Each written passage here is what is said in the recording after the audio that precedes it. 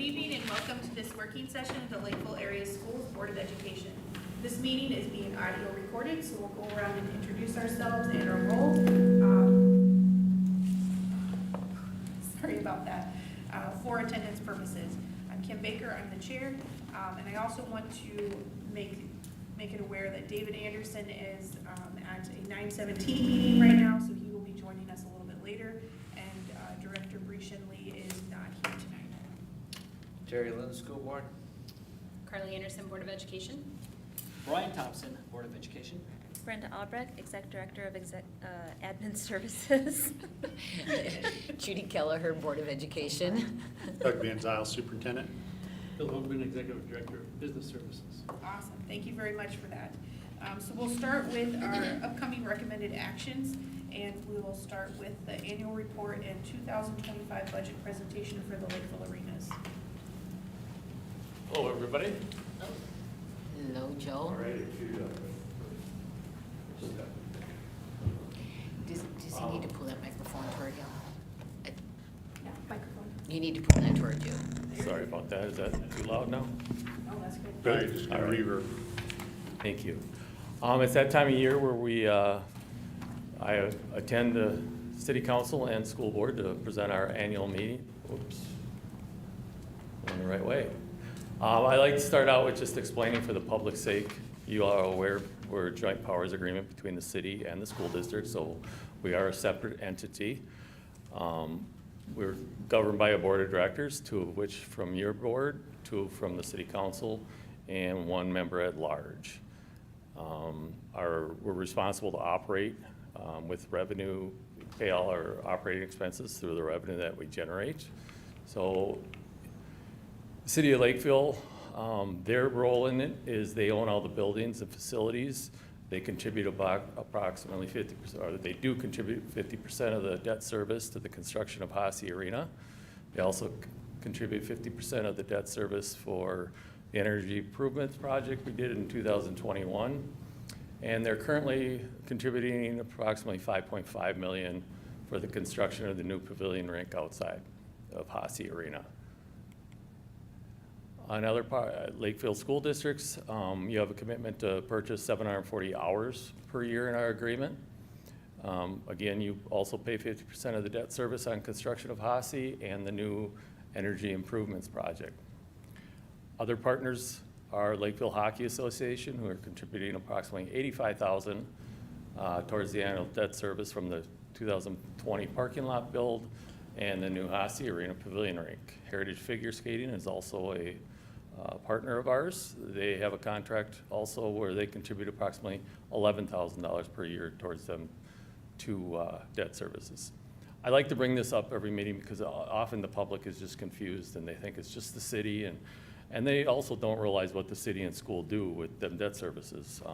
It's a very large amount. It's close to $1 million now in debt service a year. So I want to make that people aware. I know when I started, just people were confused and the city never does anything for us. And so I think people are well informed now, and I could just continue to do it, which is why I go through this.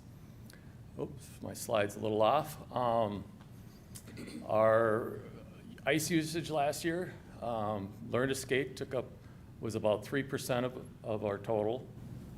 That's our internal programs for Learn to Skate, which is extremely important. We're very successful with it. It has a big impact on the program's LHA and our figure skating club. Heritage Figure Skating Club, 5%, the schools, 12%, 25% is, I'm proud of this. This is public activities. We've made the arena very available whenever we don't have ice. If the ice is sitting there dead and we have other stuff going on, we want it to be used by our customers and residents. So 25% of them hours are open skate, open hockey throughout the year. Lakeville Hockey Association takes up about 26% of the hours, and all other ice rentals, which is growing now, which used to be below Lakeville, but that's all your summer camps and all your off-season ice for the most part. A little bit during the season, but they account for 28% of our ice sales through the year. Total hours purchases since 2018, which was the last, or 2019, I think was the last record high. With COVID, we had the big slump, but we have been pushing forward, upward consistently. And now with the pavilion rink, we'll do even more. Learn to skate lessons, I mentioned that because it is, if you look down, 2013, she did 553 registrations throughout the year. We're up to 1,061 now, which is amazing. And that really is part of, youth hockey's growth and everyone. People forget about those. The skaters that go to learn to skate actually have a lot more confidence when they step up to that next level, and they're less likely to quit. So Tanya, I cannot say how well she does. She's amazing at what she's done, and we are number 4 in the state, I think, this year, projected to jump to 3 or 2 next year. With that, as far as internal programming, we started on a mission 2 years ago to start, again, building revenue, growing, and offering more opportunities for the community, and just basically to use up our ice. A couple years ago, we started Ice Club registration memberships, which is you pay a monthly fee. You get to go to any open skate, any open hockey, anything for an individual or a family membership. That's been taking off. Last year, we were at 145. We expect that to go up this year. Learn to Skate Aspire is a brand new program Learn to Skate is running. It's for skaters who are not quite ready for the competitive world of figure skating and don't want to take that leap. So it's group lessons after they're done with Learn to Skate. And that's already taking off strong, and we expect that to grow. Our skating clinics, we started them 2 years ago. They jumped up to 71 last fall. And Might Spring League, this was our first year. We're doing a fall one as well, but our spring registration, we did 145 kids, and they had a blast. It was good for the community, for all the kids. Update on the pavilion rink. The new ice plant was completed, started up on April 1st, which we knew going into it, it might not be here in time, which it wasn't, so we wouldn't have had ice at January 1, like was our original target, regardless of the problems we had with the perimeter slab. But it actually was a godsend because we were trying to pour concrete too close to winter and fall, and I think it was better that it did wait, and it all kind of worked itself out. We do have a 5-year extended warranty on the slab that we had issues with. They've agreed to that, so our engineers, everyone is happy with that. Construction resumed in April. The rink floor was just poured at the end of May. Sheehy will be finishing up some pouring sidewalks, some miscellaneous stuff. Then our dasher boards will get installed in July. And after all them major projects are complete, we have a bunch of credits coming back that from our sprinkler system that they originally told us we had to have. So that got pulled back out, and we cut a lot of stuff as far as amenities go, from bleachers to, we were bare bones. It was just gonna be a shell of a building sitting there. So we're excited that we can now put that stuff back in. And once we have all the credits in here in another month or so, we'll start planning which of those we can afford and get some updating prices for all of them. We plan to open over Thanksgiving weekend. Learn to Skate plans to do a little show that weekend. And then our grand opening will be probably on Lakeville Hockey Day, which has been a huge event and continues to grow every year. Overall, we're estimating that the final project is going to come in about $500,000 under our original budget. So we're excited about that, and we're still going to get our amenities added into it. A little bit about the operations. I was very excited. Nick Ames is our new operations manager. He's been here for a year now, and literally this was the first year that I was not committed to a Zamboni on a regular basis. So I was very excited to move past that stage, which frees me up to allow me to continue other business growing revenues and so forth. So I mentioned Tanya. Lori Soderholm is a retired corrections worker who just retired recently, and we call her our concessions mom.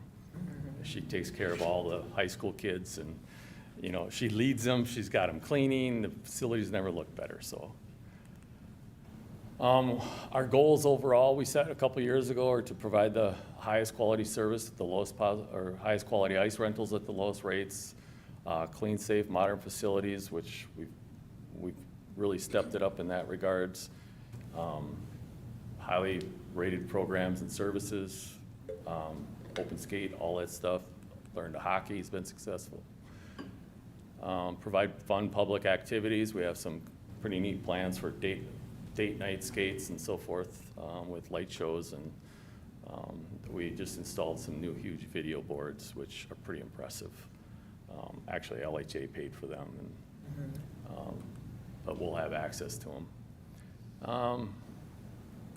Obviously, the best customer service we want to provide, and fun, challenging work environment, and a return on investment for taxpayers. We don't want them to pay any operating expenses. We don't want to ask for more money than we need for making minor improvements and stuff, and that's a lot of what we've been doing the last 2 years. So we set these goals up a couple years ago. Our business model, a little bit about it, is very different from most arenas in the state because we are somewhat of an enterprise fund. We have to pay our operating expenses with the money we take in. And one of the main reasons I came down here was because of that. When I was at Vadnais Sports Center in Ramsey County, the reason I went there, because that was an enterprise fund, and then they pulled it, put it in the general fund. But it allows us to do a lot more, raise money, keep it in-house, add, build, grow without asking for tax dollars.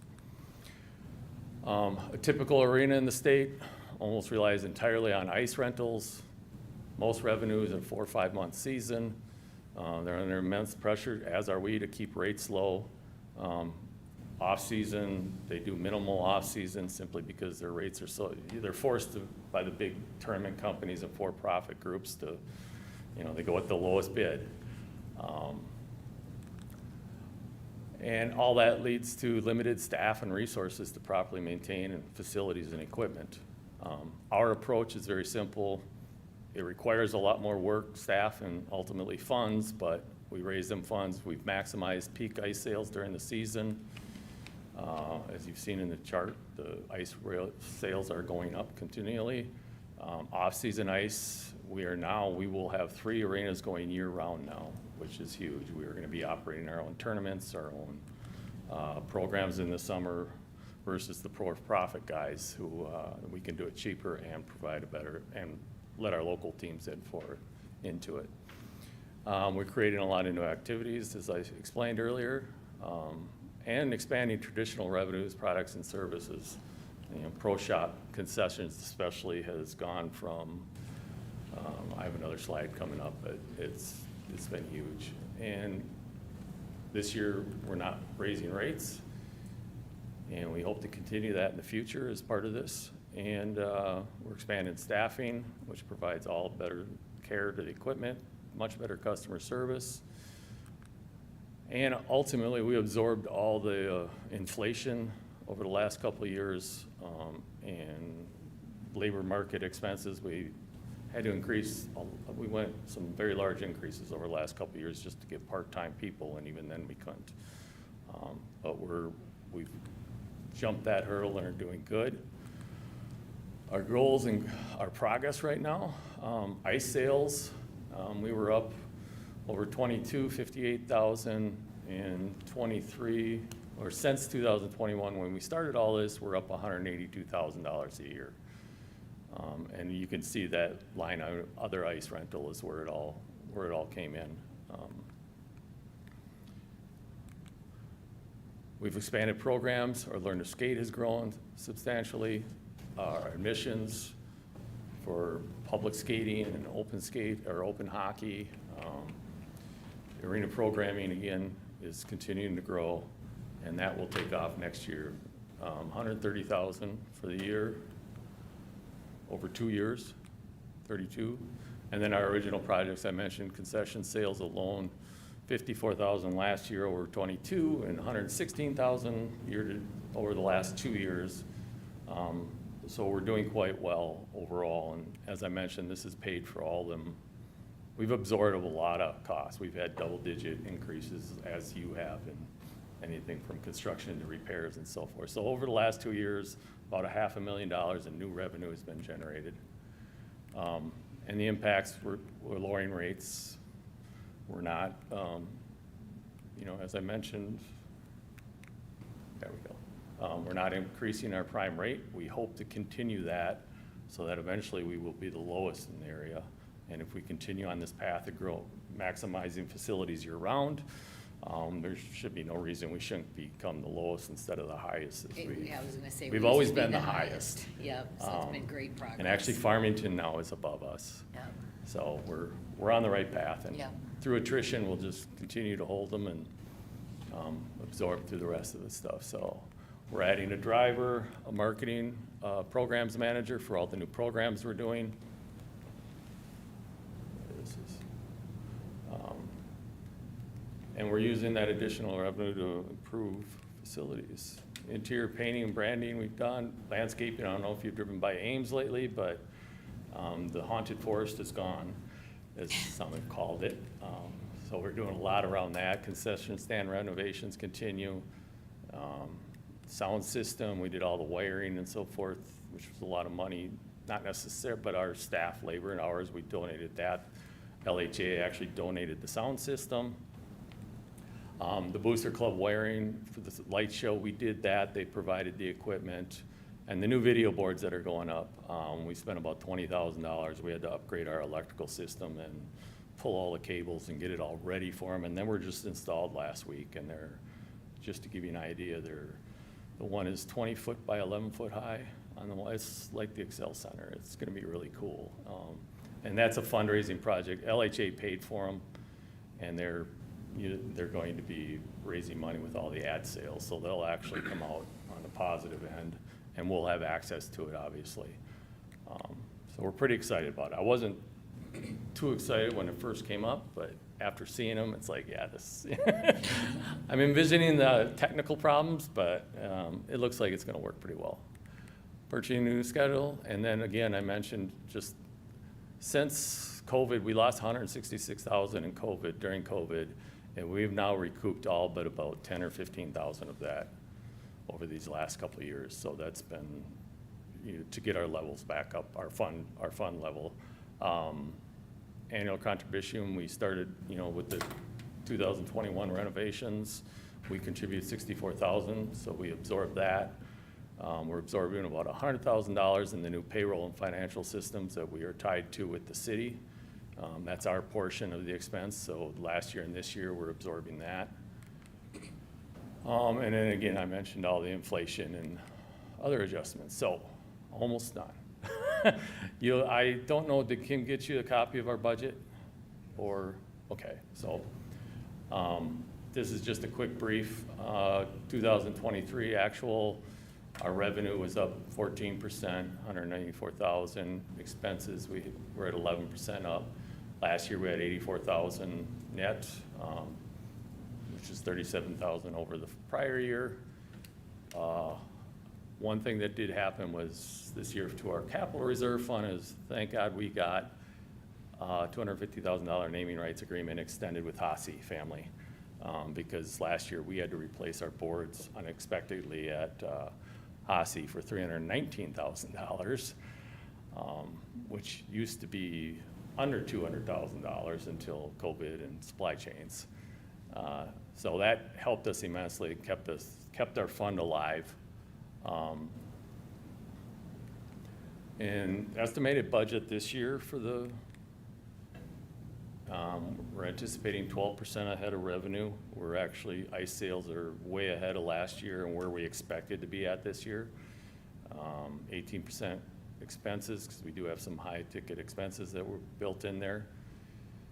And capital reserve, we did find out our new Zamboni's being moved up to this year, and we have to purchase snow equipment, so I'm gonna try to buy a bunch of used stuff, because Bobcats are now almost $100,000 for a new one. But our fund will take a little dip. It does that every couple of years when we do have a major impact, and then next year we have no plans, no money planned in that in the capital reserve, so we'll be back to normal. We are budgeted, at the end of this year, I always budget, budget to balance is what we do, but so far we fully expect to exceed budget. So that money, moving forward, the next couple of years that's left over, we need to raise our fund level in the general fund because we're below 50% of revenue, because revenue is growing so fast now. So we like to keep at least 50% in there for situations that arise that could cause problems in the economy. So with that, I know you guys have a lot of business tonight, so any comments, questions, anything you want to talk about? Hey, can you go back to the previous slide? I did see that the pavilion naming rights is an extension. Do we already give the Yes, rights it's to in this? session right now being negotiated, but it looks like we'll have a naming rights agreement for that. Okay. Can you walk me through that? Like, how do you go through that? Is it like, do you go out to bid, or does We someone put come out, to you? what we did was a request for proposal Okay. versus a bid. And we just open it up to give us a proposal. What, TCO, all the big medical companies are usually the ones that come after it. Yeah. And they just propose, okay, we'd like this in exchange for this much money. And I can't speak about this one yet, but it's similar to all the ones I've done before. Like Vadnais, I think I got $150,000 a year for that, but that was, a much bigger project than they got, but. Because I think for Hasse, the 250,000. The 250,000 is for 20 years. So that's roughly 25,000 a year. And then is the pavilion, is it like half the size? I mean, is that, I don't know, I'm just curious. Well, it's not a game rink, so it's not, it's a, practice facility, so it's not gonna draw as much, As much, It's got it. smaller it's than not gonna one get sheet as of much ice. attention or. Okay, got it. And the pavilion's roughly a 10-year? Yeah, kind of deal? Yep, that's a So you're 10-year thinking for the pavilion. As you guys are going through the negotiations, okay. Yep. Will that pavilion run year-round, or is it Yes. just? So part of the pavilion rink is, we'll run hockey, skating, whatever, through the winter months. But then the rest of the season, I very much want to get it more general public use outside of the hockey and skating world. Because Parks and Rec did step up and have to contribute a whole bunch of extra money to this project after the original park referendum went out, and then the prices almost doubled. I think they went up 40%. So Parks and Recreation, a lot of the extra money that's coming out of their fund. So I'm looking at possibly pickleball courts underneath, which might be exciting for some. We'll probably put the turf in there in the spring months when it's so unpredictable on the fields, so that at least it's covered. I've got some contacts from when I was at Ramsey with some cultural concerts that do really well and bring some really cool business in. So I'm gonna reach out to Zamora. And just anything we can think of that's community-wide, that is not just the typical hockey and figure skating people coming to the rings. I was We gonna want say, it if to it's get used one by the thing that you community. do well is maximize the space. Yeah. Winter or not, you maximize that space But I think with the really park well. referendum and everything, it's important that everybody get to share in this, because it's an expensive part of that referendum. And, reality is hockey is, 5-10% of the population. So it's important that we do everything we can, just like the open skate and open public, to make sure everybody gets something out of it. Thank you. It's good it wasn't open this past winter. That would have been, Huh? this past winter would have been really bad for it. Yeah, well, it would have been fine. Actually, the refrigeration would have been perfect because it's refrigerated, so. But we were thinking we'd still open January 1 because, it's gonna be cold, we'll just make natural ice. Well, that didn't work out either. So it didn't matter if we had a floor or not.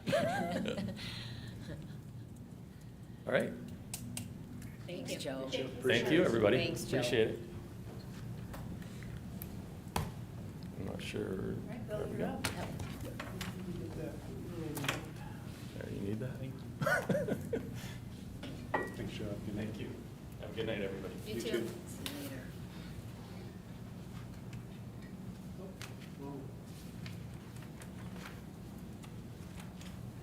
Okay, tonight we get to talk about next year's budget, my favorite topic. I brought my staff here tonight. They've done an incredible amount of work getting this done. I want to introduce Jack Baker. He's our new controller. As you know, Michelle is retiring from us. So Jack's in his second week, so he's absolutely brand new. Tiffany Steer, she does all of our work with our projects. LTFM tracks all of our construction projects. And then we have Jill Danley. She's actually our most senior accountant here. She's been here, I think, close to 15 years, I believe. 14 in the business, but yeah. So anyway, we appreciate her. And then Jackie is relatively new. She's been here 4 months. That's not right. March. The time is kind of blurred. Yeah. So anyway, thank you for all your work, everyone. And we'll follow them if we have some questions I can't answer. All right, Okay? sounds good. So tonight we're going to go through the budget. As a month ago, we had brought you a preliminary draft budget. And I had told you at that time that it will look different. It's not hugely different, but it is different. In fact, we still had different departments coming to us last Friday with changes they wanted to take place. So kind of rebuild the book again. So that's why you didn't get the book till Saturday morning. And even we found a couple typos and things yesterday, we fixed them up. So the book we gave you tonight is our freshest book, and I don't expect changes before we approve it in a couple of weeks, but it certainly could happen. That's why there's a draft written across it. So as always, enrollment drives our revenue. So this is what we have in place for this next year. As you know, we've been talking about this number all year at 12,201. That's 179 pupils, again, as an increase going into next year. We'll redo that again this fall and see if anything's changing, but we've been very close to the numbers that we've been using when it comes to our budget. Let's start with our revenue. Of course, our state sources are by far the largest amount of our funds. And when we look at the change for this year at $5.2 million, the state of Minnesota has given us 2% increase to the formula allowance. And for next year, that 179 is running about 1.5% of new enrollment. So that's baked into that price. The other piece that's in there that is new from a month ago is new legislation passed. We have a better idea of what kind of money we're receiving for our READ Act. That came in at $917,000, so that has been added. So that's also in that 5.2. Property taxes. If you remember, we did an operating levy last fall, and we did pass one of them at $100 per pupil unit, which generates up $1.3 million, which is used for the new staffing in our new elementary school that is coming online.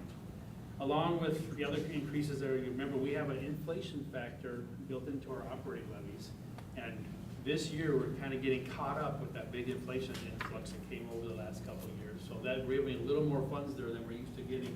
Usually we get about 2, this is closer to 5. Expect that to fall back, but at this point it's helping us out quite a bit going into this year. And then of course we have new enrollment, because all our operating levies are based on how many students that actually we serve. So that full 5.6 is those 3 components put together is actually 10% for this year. Our federal sources, they continue to come down, mainly because our COVID dollars are getting used up and are gone. So we're back down to that $3 million level. Really what that is our federal dollars we receive for special education, which runs right around $2 million, and the rest are all title funds, Title I, II, and so forth. In your book, I failed to mention, that is on page 11. You can see a little more detail there.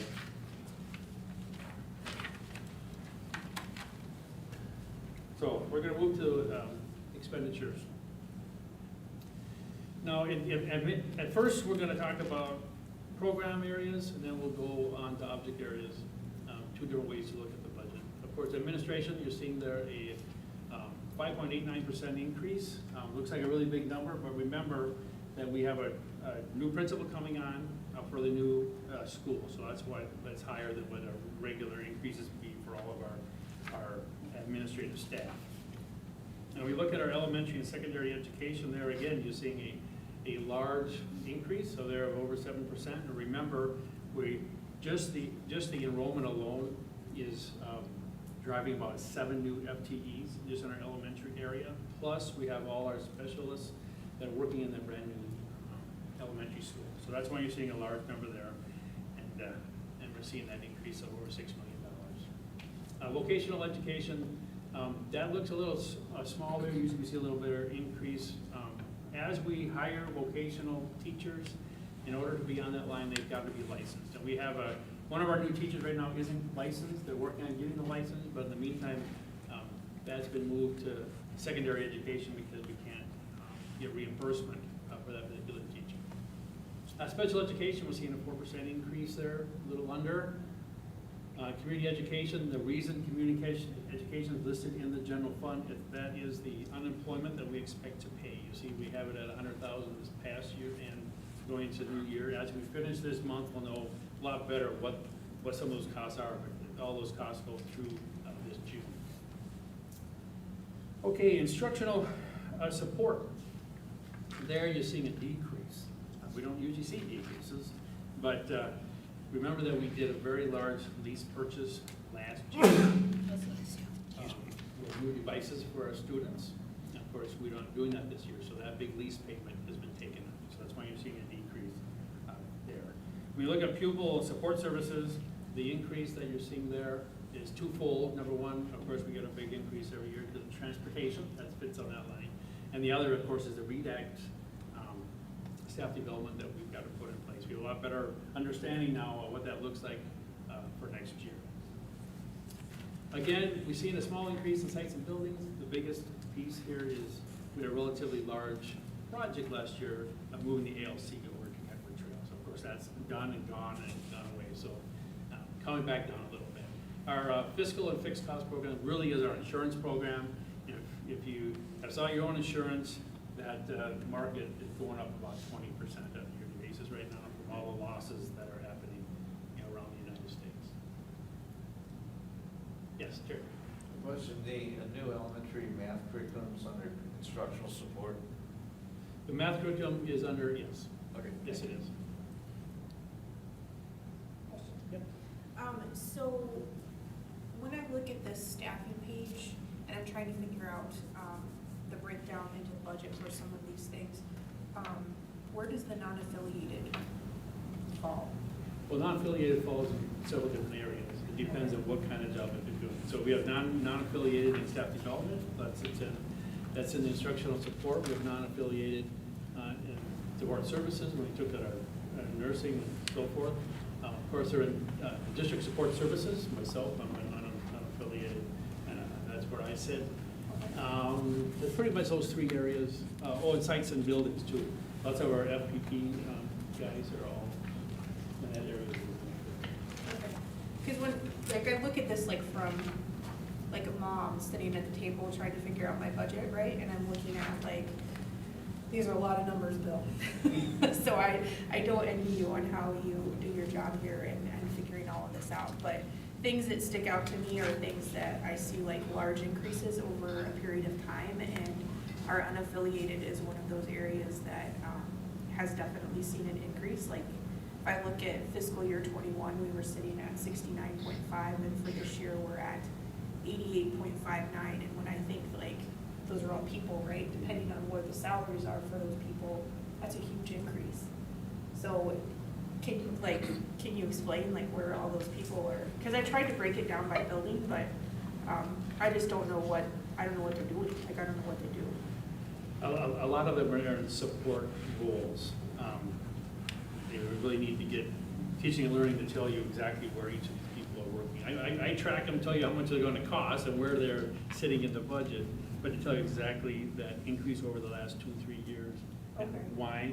But we do have, especially in the district office here, during the cutting process last year, we did some reorganization where some of our TOSAs turned into non-affiliated. So they really didn't add, they just are now not part of the union. They're now in a non-affiliated role. But I couldn't tell you exactly how many those are. Okay. So that would be something that you could provide, We can break that down. Okay, because like when I broke it down by building, like teaching and learning has, for the budget for this year, 7 of those. So that's not a lot, right? And then sped has 13, which the couple previous years, they only had like 12. So there's like a few areas where it's pretty like even, like the departments all stay even. And then, yeah, so I guess I'm just trying to figure out where the increase came from and what necessitated that. Okay, that's it, thank you. Can I ask actually a question about the administration? So is there, with Highview opening, are we still gonna have APs at, any of the schools? It's gonna depend on our total enrollment at the elementary. Normally, it's, once you get around 700, then the conversation is, do you look at having an AP or not?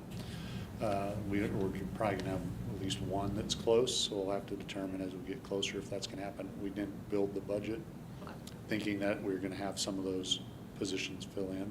Yeah, But it just depends how thinking about- quickly we continue to grow, because we probably have more students moved in between the last 2 or 3 months than we probably were expecting to move in. So we're already getting folks enrolled in some of those, so that's part of what Bill is talking about with a little bit of budget creep. But new students, of course, correlate to new dollars, but you don't get those new dollars when the new students show up. I was just thinking about how we have the AP going into Orchard Lake now, right? So like that should free Yeah, up some. yeah, and the position it was in is no more.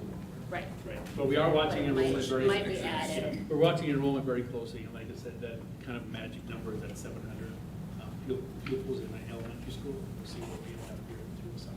Okay, thank you. And to Kim's question, Bill, correct me if I'm wrong, but wasn't there a point where instructional specialists or instructional coaches were removed, and over the last few years, like from 20 to 21, most of those are what I think Yeah, Chair that's Baker what I was think talking what about. you're seeing is a real organization in the teaching and learning where the TOSAs who were in the EML, which would have been considered teachers, right, and switched out of that. So you're saying they weren't, there's not really any, the increase is just a It's just a- transfer it's just a of transfer. budget line But budget. we that can they're- get from Emily and her staff where those things Yeah. are. But I know before I got here, that was one of the things that started coming back that I think was a reduction in the prior years, was that now they're called instructional specialists instead of instructional coaches. So some of those things I think are, some of those positions are components of that, but we can get that for you. When did that happen? I wanted to say it was probably right before my arrival, a year or two before that, so 21, 22 is, I came 22, so they would already started at 21, 22, I believe. Because like, I mean, like teaching and learning, like the numbers that are in our budget packet, like from 2021 to 2025, it's like 5, 5, 3, and then 7, 7. So I It's- don't know if. Yeah, some of them I think were brand new, but some of them were also, as I think Bill was explaining, Yeah, I think- how they move from one position to another, but we can spell those out for We you. can go back to HR and see how they're categorizing those particular. Okay, and then like for instructional technology, is that, what exactly is that? Is that like a teaching position within a school, or? Instructional technology. That's what it says, yeah, it's under communications. I was thinking that's sitting in the technology department. Okay. She oversees all of the media centers, and we have support in all the media centers. Okay. All teaching with the media center specialists. I only asked just because, like I said, I'm looking at this from like a standpoint of a mom looking at her budget and, trying to balance her checkbook, right? So we start with like 13 positions and now we're at 22. So knowing that staffing is our biggest expenditure, and then also knowing that we've got probably levies coming up, and these are questions that the community would ensure that we need to. So thank you, I appreciate Do that. you have insight on that? I have insight on the technology one. Thank you. So, See? when we went to one-to-one devices, the need for technology staff greatly increased, and many of those staff are actually paid for out of the capital levy that passed with the other capital projects for technology. Okay, So it's not coming directly out of non-restricted funds. Okay, so those are the people where, when we had the budget cuts in like 2023, that they were kind of reorganizing some of these because we had media specialists that were doing that at one point, is that correct? Yeah, a lot of those supports, people have been working in the media centers. And remember also in 19, we passed a brand new operating levy. And part of that operating levy was quite a few funds that went directly to the technology department yeah. for staff to do that job under one. Perfect, thank you so much, I appreciate that. But that probably brings up a good point, as you take a look at numbers, we also have to be able to show if they're restricted dollars or if they were tied to something Right. else. So just not, hey, we added 10 or 15 positions, we'll have to show where those dollars came from, because they may be dollars that can only be spent on. Right, which is Those why I particular appreciate areas. like having him here where I'm like, I'm looking at this and you sent it to me, and so Yeah. now please explain it to me. So we'll have to clear, I think when you do that, provide that, you have to show the increase and then where those dollars come from. Okay, thank you. Any other questions on that portion? Okay, we're gonna skip over now to the object level. So you look directly at salaries and wages. Of course, we're seeing the increase there about a little over 5%. Again, remember that the increase that's going into this next year for our new teachers' contract was a little higher than we usually do, because that's been backloaded. And of course, we have new staff, teachers, we just talked about that, we have new staff because of enrollment, both in the new elementary school and just elementary students as a whole. We have 6 brand new FTEs there, just because of the increase in enrollment. A second, of course, is the employee benefits. A couple pieces larger than usual there. We're seeing a TRA increase that legislatively came across. That's going to be in place for this next year. The new Family Pay Leave Act comes into place where now we have to pay more on every single one of our employees. And of course, our health insurance is also figured into that. So a little larger than we usually see on a yearly basis. Purchase services, we estimated that we'll see about a 4% increase in both the purchase services, supplies, materials. We actually came out a little bit better than we had originally thought some of those variables would be. Capital expenditures, you're seeing a decrease. Again, we talked about that in the other area, but specifically now in capital is going to be the money that's not being spent this year now on the ALC and those tech leases. I mean, the tech lease all by itself is a decrease of over $1 million all by itself. And then our other expenditures, again, the insurance sits in here. Again, we're seeing that 18% increase. I have a meeting with them next week. We'll see what exactly where they're at. But she had good news for me today. I think we're going to be okay. We might actually be a little under this, but we won't drop it for sure. Okay, that was in your book. That was this information on page both 11 and 12. Now, if you want to move to page 13, just talk about fund balances briefly.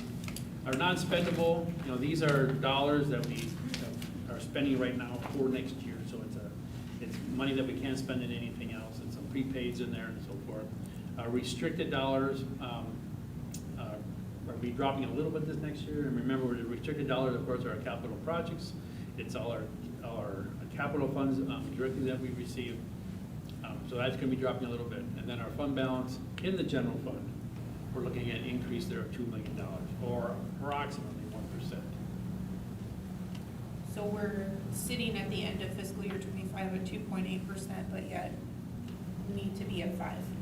We need to get to 5, but Okay. I guess just a caveat with that. Remember that the year that we're in, we're not spending what we thought we would spend on our teaching staff. So we will be under budget. Exactly where that's going to be, we'll know here in a few weeks. So I expect that 2% to be a little higher than 2%. So then with the 1 and 1.8 coming up, that'll be up from that point. So considering like how we're spending, when do you project that we'll hit that 5% mark again? So I think, when we talked last February, I believe we talked about 27 of getting there. But I think now, I think it'll be a bit earlier. But I'll know a lot more when we get to August. Well, if you only do like Finish this $1.7 year. million, 1.5 a year in savings, and the problem is that every year our expenditures go up, and so we're going to continuously fall behind unless we get a big lump sum, or we make some drastic changes. Or we get increases that match our expenditures. Yeah. Do you have recommendations to help that unassigned fund balance grow? Like just based on like your work with our budget, like, do you have I things guess- that you think that we could do differently? Remember that by far the majority of our budget is staffing. They are people that are working directly with our students. Right. So to find places in the general fund to save money that's not restricted is very difficult to do, because that's really our regular education.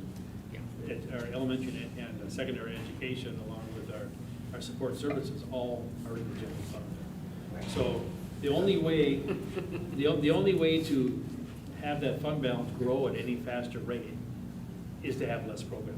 There is no other way to go. You're gonna affect kids. Or, what you you're know, saying. the other way, of course, is to find some revenue somewhere. Correct. Okay, so that's always an option if the board wants to look at any type of future operating levy and so forth.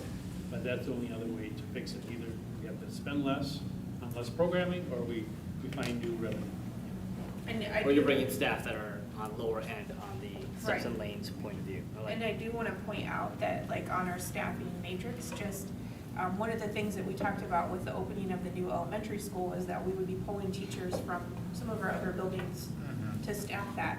And if you look at our staffing compared to previous years, you can see where all of our buildings are dipping down, where they had 43 FTE last year, and now this year they're at 32. So that did occur. But it didn't save any costs, No, because they're all. No, They all moved in the building. right, but I mean, it didn't stay up there because they did what they said they were Right. going to do, so I'm just, reiterating that fact. Hey, I did notice that there are 4 new counselors that are being added to the high school. Is that new?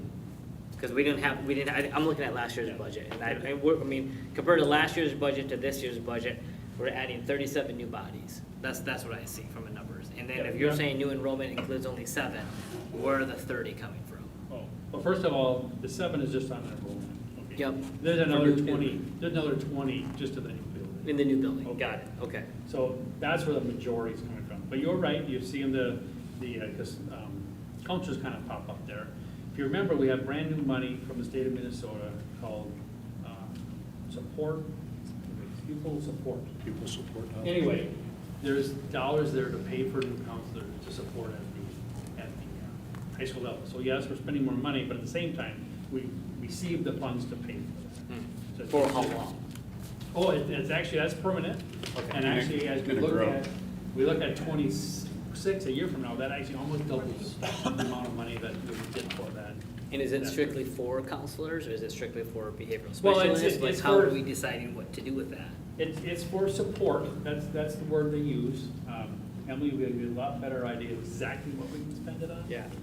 But at this point, we're adding the counselors at the high school.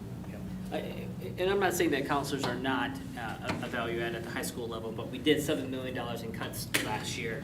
And from my understanding, we had a huge impact at the elementary level with the clerical, with the leaf staff. Is there an opportunity for those funds to go further because you can hire more of them?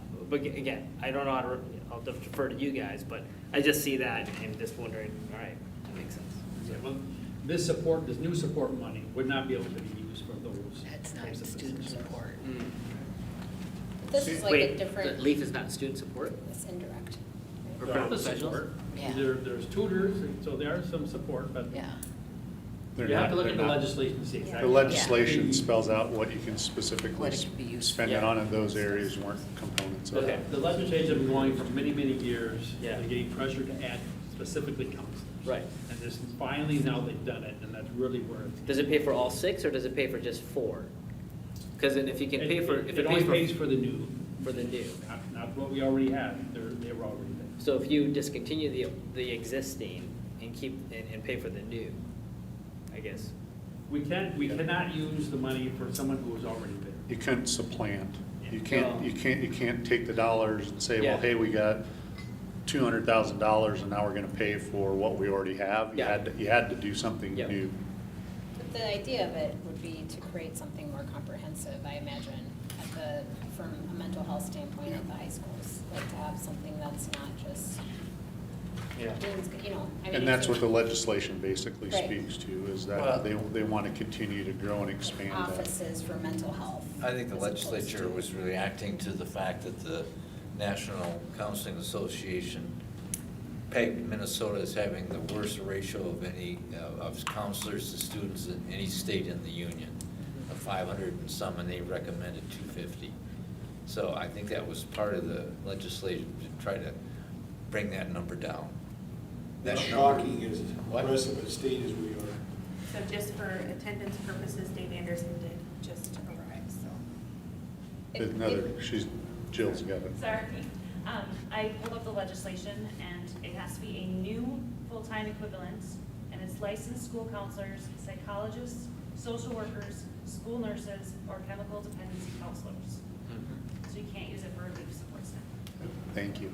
Well, I think we've talked about how it's complicated with deans and in terms of maybe deans doing things that are outside their scope of, you know, like what is their background in terms of providing mental health supports or Yeah. like this creates more, in my, correct me if I'm wrong, but more of a separate mental health versus kind of behavioral things that maybe not, that maybe deans are handling or they're focused more on educational support. as Instead of opposed- being a jack of all trades, master of none, what they're trying to do is get people into areas of certification and specialty to be able to address those particular, our deans, if you take a list, look at the list of what they do, they have to live in 2 or 3 different worlds, not just the administrative world, but the counseling world, the social work world, where I think what the legislation was trying to do is be a more defined lane of what you're gonna be in. Right. And be The able to need be has more grown so specialized. much over the recent years that, You need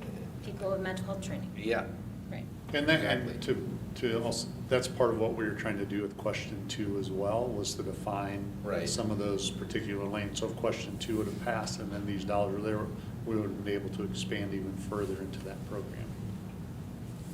Incremental progress. Have we hired those 4 already? Or have identified them? Yep. Yeah, They've all been hired. Okay. That's nice, there's a shortage, huge shortage of counselors. Psychologists, all those are areas, anything with mental health, I think Carly could So tell who's you. gonna replace all the testing for the psychologists then? I can get that answer for you at some point. That's not, I know they're going through what those specific job requirements are gonna be as they put those together for the counselors, because the deans and how they're gonna, and assistant principals, how their functioning is gonna be different, because now you have some support. You'd love to be able to have a 1-to-1 ratio of a assistant principal and a counselor for each grade level. We're still short of that at the high school. So, you know, now they at least will have a department instead of not having a department. So I have a question, and I think it's more of like a Dave Hazen question, so I don't know how we'll get this answer, but just looking at our elementary levels, like the teachers, how they dipped down a little bit, because we had those teachers that are going to Highview, right, they're filling that position. Everything else, like, seems pretty stable as far as like secondary teachers, ELLs, I mean, there's a few dips, but I think the thing that I'm most concerned about is that I know that our sped numbers keep going up, and the percentage of students keeps going up. But when I look at our amount of special education teachers, it's continuing down in like every building. And my question would be, since those numbers are going down, is that based on the fact that we can't fill the positions? And if so, like, will that mean that these teachers will have to carry like a higher FTE, like over what we might all? Is that something? that's My gonna initial happen? understanding to that would be possibly, because if the number of kids stay and we're not able to bring in enough teaching staff, we're gonna have to take a Right. look at that. The other thing that you have to take a look at is third-party outsourcing.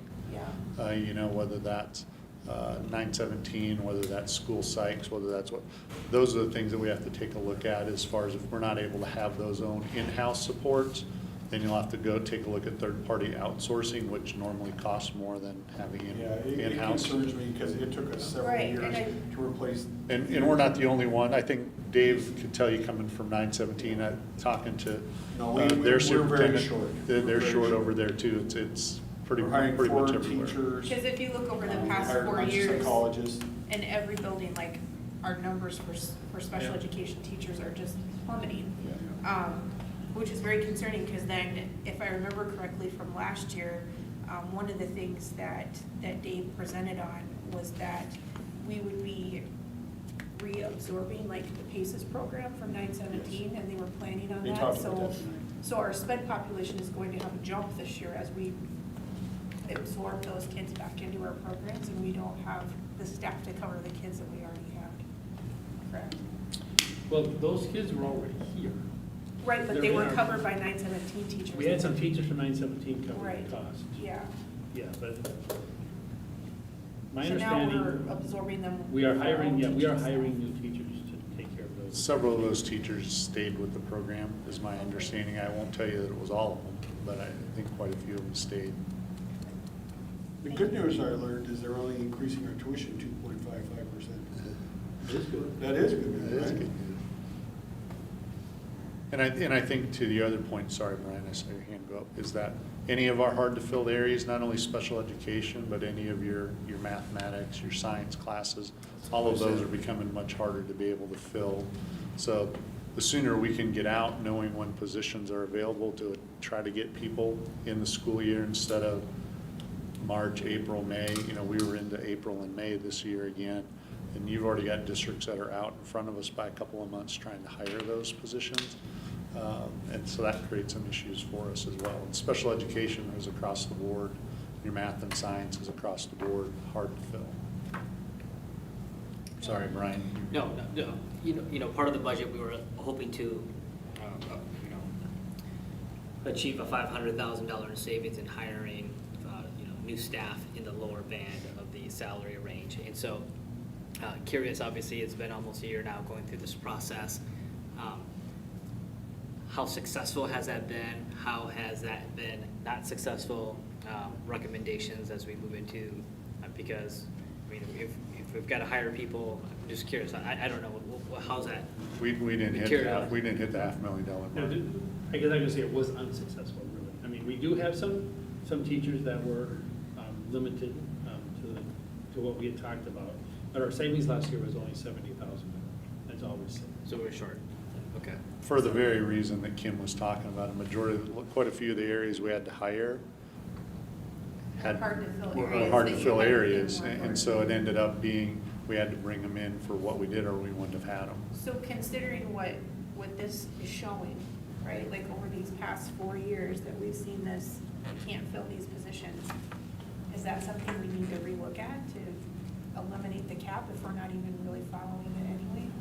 Just so that we can We serve our basically students? were gonna basically say it's non-existent. We tried to put it in place to see if we were able to do it, but a majority of the positions wasn't successful to be able to do because So we they were saved in those. 6.6 million-ish. So you could put the cap in place and then not attract teachers, and then you've got higher class sizes, whatever, so it didn't play out the way it was, we'd hoped it would play out. But is that still in place, or are we just like eliminating it? We basically have had to eliminate it. That's what I was looking for, thank you. And we'll probably gonna have to visit with you. Bill and I have talked about the small number of people that it impacted, is maybe talk about catching them up. It's not a huge number, but I think if we get rid of it, we only had it for a year, to say, hey, we brought you in at 5 years instead of 6. To catch them up, I think would be only a fair thing to be able to do since we're doing that. Yeah, But some of the challenges of having individuals at that level, there may not be as much room for growth for them from a salary wise, but it continues to hit our books in perpetuity until they choose to retire. And so when we think about the average cost of a teacher, well, I don't have the answer on where we need to be, but these are things that impact us. So when we think about the classroom sizes and how much are we paying per classroom size or per classroom for a teacher, whatever that number is, if we want our dollars to stretch further, you need to hire, like Bill said, either you get a lump sum from somewhere, or you cut programs, or you really limit the type of the cost of the teachers as they come on board moving forward. So, What about the retirement incentive that we tried to do before? We have no control of that. State determines that. There was not enough interest in it. So it Well, I know. Wasn't We high can't enough, make it, Doc. we Wasn't can't high make it enough, more Doc. appealing? wasn't, well, it we have Make it more opportunity for appealing. them? But you gotta have money. Then it costs us more Yeah, money. Yeah. but then do we, I don't know. Save money down the road. Yeah. It really depends. I would say based off of part of this conversation as well, one of the things that we seem to do a good job at is attracting your mid-range teachers. Because when you take a look at our salary schedule and our insurance benefits, we're in a pretty good tier when you hit the middle and upper end of our salary schedule. And so we do attract folks from 15 years on that want to come to our district and finish out their time if they're in another district. At least that's what I've experienced. Brenda or Bill could talk to that too in their time here.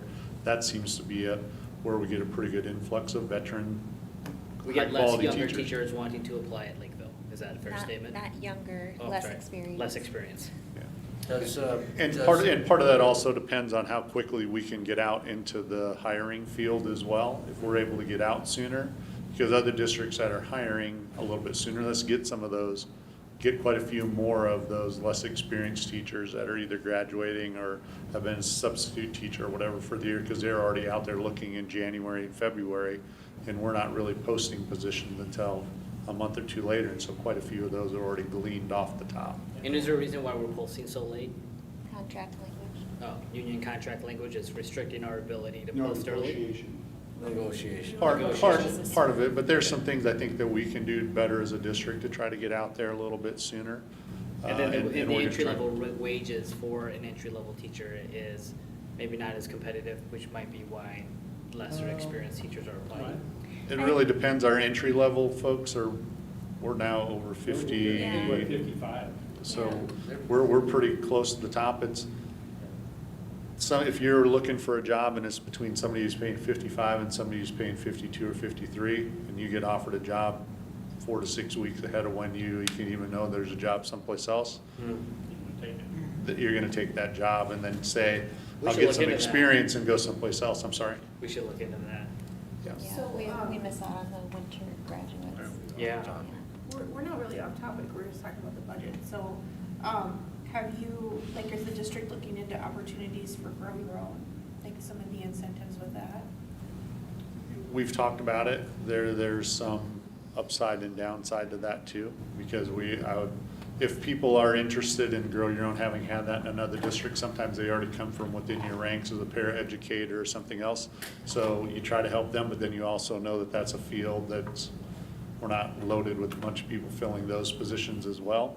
And so it's something we looked at. We've taken a look at other universities and colleges around us to say, hey, what else can we do to partner with you? But the education field is a market now that you can really kind of decide where you want to go, because it's a fairly competitive field to be able to go into. I just signed 35 contracts with these. That's a good thing. No, mine's 17. Does this contract settlement reducing the lanes? I think we got rid of. We got rid of the step. That also impacts. Yep, does that it not? starts the beginning wage sooner, earlier. Yeah, okay, thank you. But we're 30 days later, so it doesn't really matter. Yeah. Okay, sorry. Thanks. And just to recap, so our fund balance, 2.8, potentially could be higher depending upon how this school year and the end of, if it goes up to 2.5, we could potentially get to, let's say, over 3% at the end of 2025. But we're looking at roughly 5 to 7 years to get to 5%, or are you saying 10%? 2027 is 2 where to you said 3 more you years. thought it I'd would say hit before 27, that. yeah. Okay, 3 more. 3 more years to get to 5%, or 10%? Well, I want to be, conservative. I don't want to tell you it's going to be next year, but it doesn't happen. Yeah, right, so in I'm 3 writing it years, down, Bill. we're not shooting for 10, we're shooting for 5. 5%, That at least gets us to your board policy. Yeah, we need to But get I the think fund. but I think then we have to continue to try to grow it above and beyond that. 5% is the very minimal Yeah, I floor. would be- I would say you want to be Better at. than 10. It's better than 2.8. 8 is, Yeah, I was looking at Apple Valley's, and I think they spend about $500 million a year, and they have like $65 million in their savings account. So that's what I saw. I would say that that's probably more of an anomaly than the norm. There's quite a few districts that are in our shape, or, when we were going through there was like 40 districts that were already in statutory issues with the state, There so. was many districts about approximately our size around. Not that we want to be there, don't get me Yep, wrong, yep. so, but Okay, we are gonna shift to some other funds. Okay? So we want to turn to page 14, food service on 14 and 15. Again, this fund now is very healthy. The new program where the state's reimbursing they're paying for all the meals. You can see that we're projecting to increase our fund balance next year by over $600,000. Do we know if the milk bill passed where they could get free milk and not have to get the meal? It was in the legislation. I don't think that passed. didn't? I don't think that passed. It doesn't make any. Doesn't make any sense, Doesn't I make know. any sense. Okay. So anyway, you can have a free meal. But Now, is if you that- want milk, you is have that to get the perm- free milk. Yeah, you have to throw buy it the, away. you have to get the whole bag. Is that permanent? It's a state legislature, I have no idea. It is costing them more money than they anticipated. I thought it was a 2-year thing. They asked for more money. it's not guaranteed into infinity, it's guaranteed until somebody decides to vote Yeah, no. so, if we don't know, we'll let you know if it changes. So $4.3 million. Yeah, we have $4.3 million projected Yep. in the Student Nutrition Fund. The state is also talking about changing our limit of how high that can get. If you remember, for many, many, many years, it was 3 months. Yep. Well, because most of schools increased their fund balances during COVID, they changed that to 6 months. So now, we didn't have any issue of being over our limit, but now they're talking about changing that back. So we're looking at how we can use some of those funds so they don't just take it away from us. We do have some coolers, freezers so far that need to be replaced, so we're working on getting those in place and be able to use these funds so we don't have to lose them. Do we have a meal specialist, like a nutrition specialist that's in each school? I mean, is that something where funds can go to? I'm just making Well, it, we, you know. we have a nutrition specialist here in the district office that work with all of our managers. Okay. That does all of our menus and so forth. Got it. So there's pretty much every elementary school gets the same meal every day. Everybody works off the same thing. Can the funds go into purchasing, I don't want to say better quality, but do we have options to use the funds to enhance our food offering as well? Or are we restricted to what? Oh, no, those funds can be used for any type of menu item that we wanna buy and serve to our students. Okay. I think if you go to one of our high schools and look at the serving and what those kids are getting, they're getting a lot of choice and a lot of really high quality food. They probably don't get as much as they would like to be able to get, but part of that is guidelines as far as how much you can serve, calories on the plate, We're stuff very- like that. We are limited to serving size, that they can't just take as much as they want. Okay. Because, I'm not saying that we have to offer fruit, but, in some jobs that I go to, they've got, go in and grab whatever you want to eat, bananas, fruit, They have that, Yeah. lemon water, blah, blah, blah. Kids can do that today? yeah. Oh, There's a few items that are more costly that they have to pay Pay for, for. it's not Yeah. part of the free thing, yeah, Right. but it's all there available to. Free? Like, if I was a high school student, I can go in? No, if they have to hire, we still have the à la carte program, so if they want a meal that's different They have to pay for and it. hire, Oh. that doesn't fall within this very strict guidelines of the free, they do have to pay for it. And we have a lot of kids that do participate with that stuff. My daughter used to buy for her and her friends. Oh, boy. Yeah, my kid did that too. Yeah, And it's then- I was like, this has to stop. And then you get a big bill, and you're like, where did that go? For sure. Yeah, I'm like, how did we drain this? Oh, I see it. Yeah, that's a lot. Get that friendly reminder online. Your account is down. Sorry. Okay, move on to page 16, this is the community service. Yes, I didn't put the graph up there. You can see how, back to food service, you can see how healthy that fund balance is, and it's growing. Community Education Fund, again, this fund got hit very hard during COVID. Run them right down to zero is what happened. Actually, if you look in 21, at end of year, was a zero. Can I just ask a question? In the book, it's calling it Community Service Fund? I should have put conservative service on. Okay, I mean, when you talk to the MDE, it's community education, Yeah. but we have some labels here that we use. right, okay, just want to make sure that there's- Same- it's going to be. the same with student, with the Yeah, food nutrition. Yep, Or it's Yeah, really got it. food service, but it's not here. got it, okay. Okay, anyway, they've been making some small movements to the positive in the last couple of years.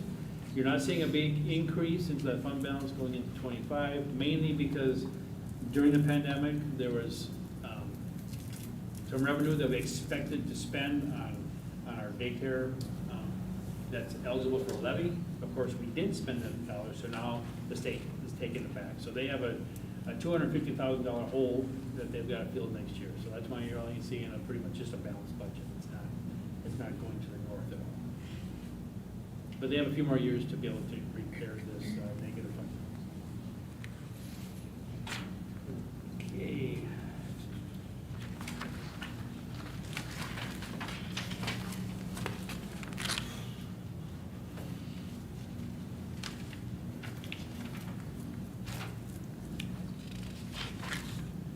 Okay, let's move on to building construction. Here, you'll see spending down that fund balance of 17 million, looks like a very big number. But remember, we only bond every other year for LTFM, so that's all being spent this year. We did bond this last year. We're also finishing up the elementary school. I mean, the elementary school is pretty much done, but paying for it is not. We have a lot of retainage out, making sure everybody has done what they need to have done. So that'll be this fall where we kind of run the rest of that money. So we expect about a $7 million fund balance at the end of the year. Of course, that'll be for our LTFM projects in the next year. Debt service. Again, we've talked about this, the district's allowed to levy 105% of what we need to make bond payments, and we always do that just to make sure we have enough in case someone doesn't pay their taxes. But it gets to the point where we have too much in that fund, and we start to give it back as excess debt service. So you see that fund balance dropping about $800,000 this next year. So what happens is we just levy less than we need, because we don't need to have a big fund balance here at all. Agency and trust, really this has turned into pretty much just a scholarship fund. These are permanent funds that have been given to the school district, and the interest that it's earned is given out to the students, so the principal stays intact. So you see the fund balance staying there at 860. Internal service fund, here's another bright point in our budget. We started 5 years ago with a self-insured for our health insurance. And you see the fund balance has gone up from zero, not on here because we had years past, but with a projection of being at 7.8 million at the end of next year. So it really helped us. We really, our increases are below market over the last 2 years, so that's all good news. So it's helping both the district and our employees with their insurance costs. What's our target, Bill, for our fund balance? Yeah. 25% of the expenditure. So we can go a little bit more yet, but we're getting.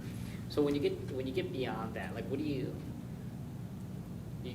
are you expecting to use that? Can you use the fund balance overage to pay for the district's cost of the premiums?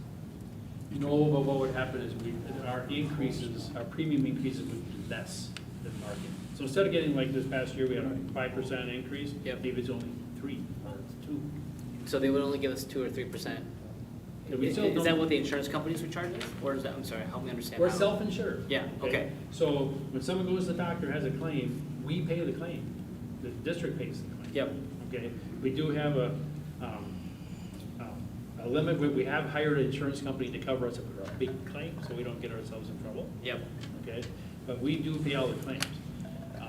So we're building this fund balance, doing all of that for our employees. So basically what happens in the self-funded world is that, let's say you're at 30% instead of 25%. You can use that overage to, what they'll say is kind of buy down your premium. So instead of getting a 3% increase, you can say, we're gonna do a 1% increase and know that that 2% overage is gonna come out of your fund balance. Okay. Because those costs will continue to go up, they will not. Yeah. And then if you got a demographic of staff that are maybe not as experienced and the higher end. Call them old. I'd say hold. Don't do it. And it depends, even though we have insurance that covers a high claimant, because it could be somebody who's less experienced, somebody who's more experienced, it doesn't necessarily matter. So that covers that, but you also have to take a look at sometimes, depending on the experience, how many childbirths you have, how many cancers you have, how many, all those things play a factor into utilization. And I think our insurance folks would tell you is that we have not a high number of high claimants, but our high claimants are pretty high. Yeah. Do any of our unassigned fund balance contribute into this internal service fund, or are they is this completely isolated, separate? We don't have It's any. separate. Okay. There's never any way that we can take money from these funds to the Got it. general fund. Now, the general fund could put money in. But we don't do that right now in any No. capacity. No, this is built by paying out less claims and we're collecting everything. Got That's it. simple.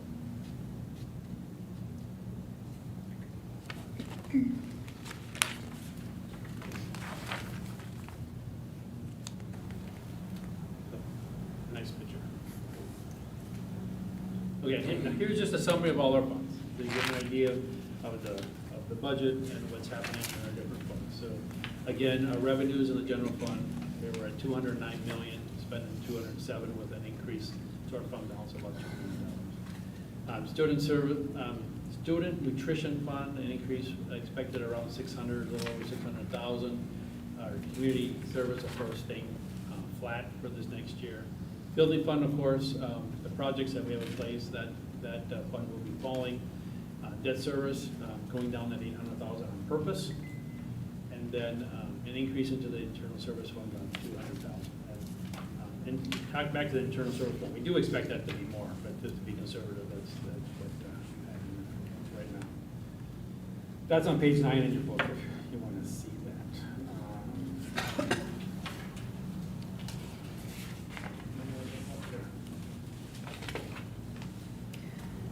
Well, this definitely looks a lot more favorable than where we were last year, knowing that we were anticipating only $211,000 in our savings account. Right. And so seeing that we're projected to be closer to, 3.5 or 3.7 this year, and then roughly 5.25 next year, or 5.7, that's good. I would like to ask, and maybe I'll let you finish this one up, but I do want to ask for the rest of the board to kind of entertain or think about, while we did cut $7 million last year, we cut copier people, we cut some leaf people in elementary, that from my understanding might have had some impact during non-scheduled time during lunch. I believe we might have cut some IT staff.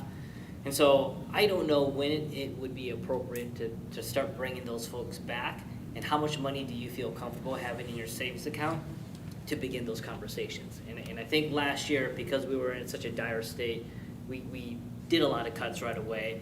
And I'm not saying that $5 million is comfortable, but $5 million is a heck of a lot more than $211,000 for me.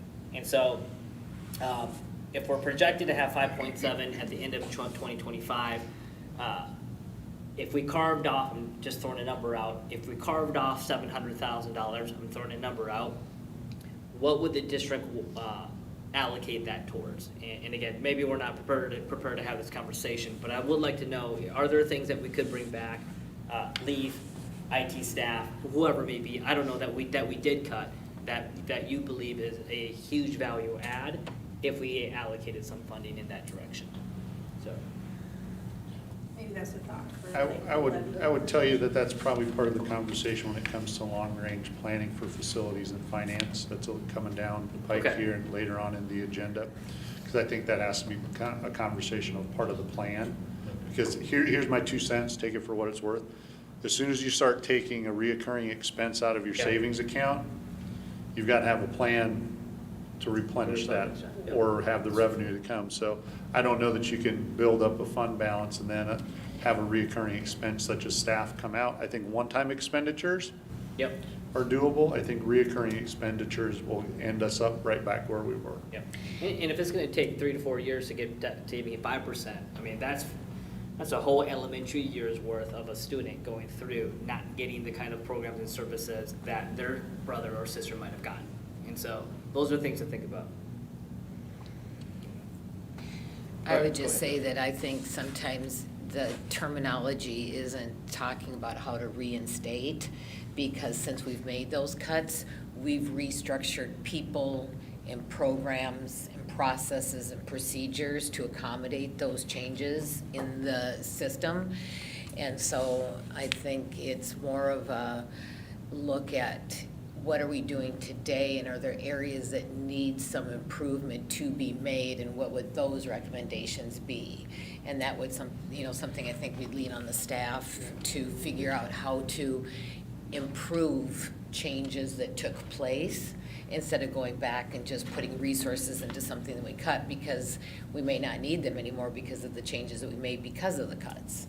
So I think we have to be careful how we utilize that terminology. And I think part of the conversation, I think I heard you say it, is we also have to be visiting with staff about what they see as some of the needs Yep. and issues that they have within Yep. the schools as well, that to be Yeah. able to say, what is it? Because with some of the boundary adjustments, some of the buildings that were 800 plus kids are now gonna be at 500, 600 kids, and so some of those adjustments will swing a little bit. So I think it's a discussion that needs to Yeah. take place, but I think it's gonna have to involve you guys, it's gonna have to involve our staff to be able to say, what does that plan look like to meet the needs, to attract and retain staff, but also support our students and you as staff members. Yeah.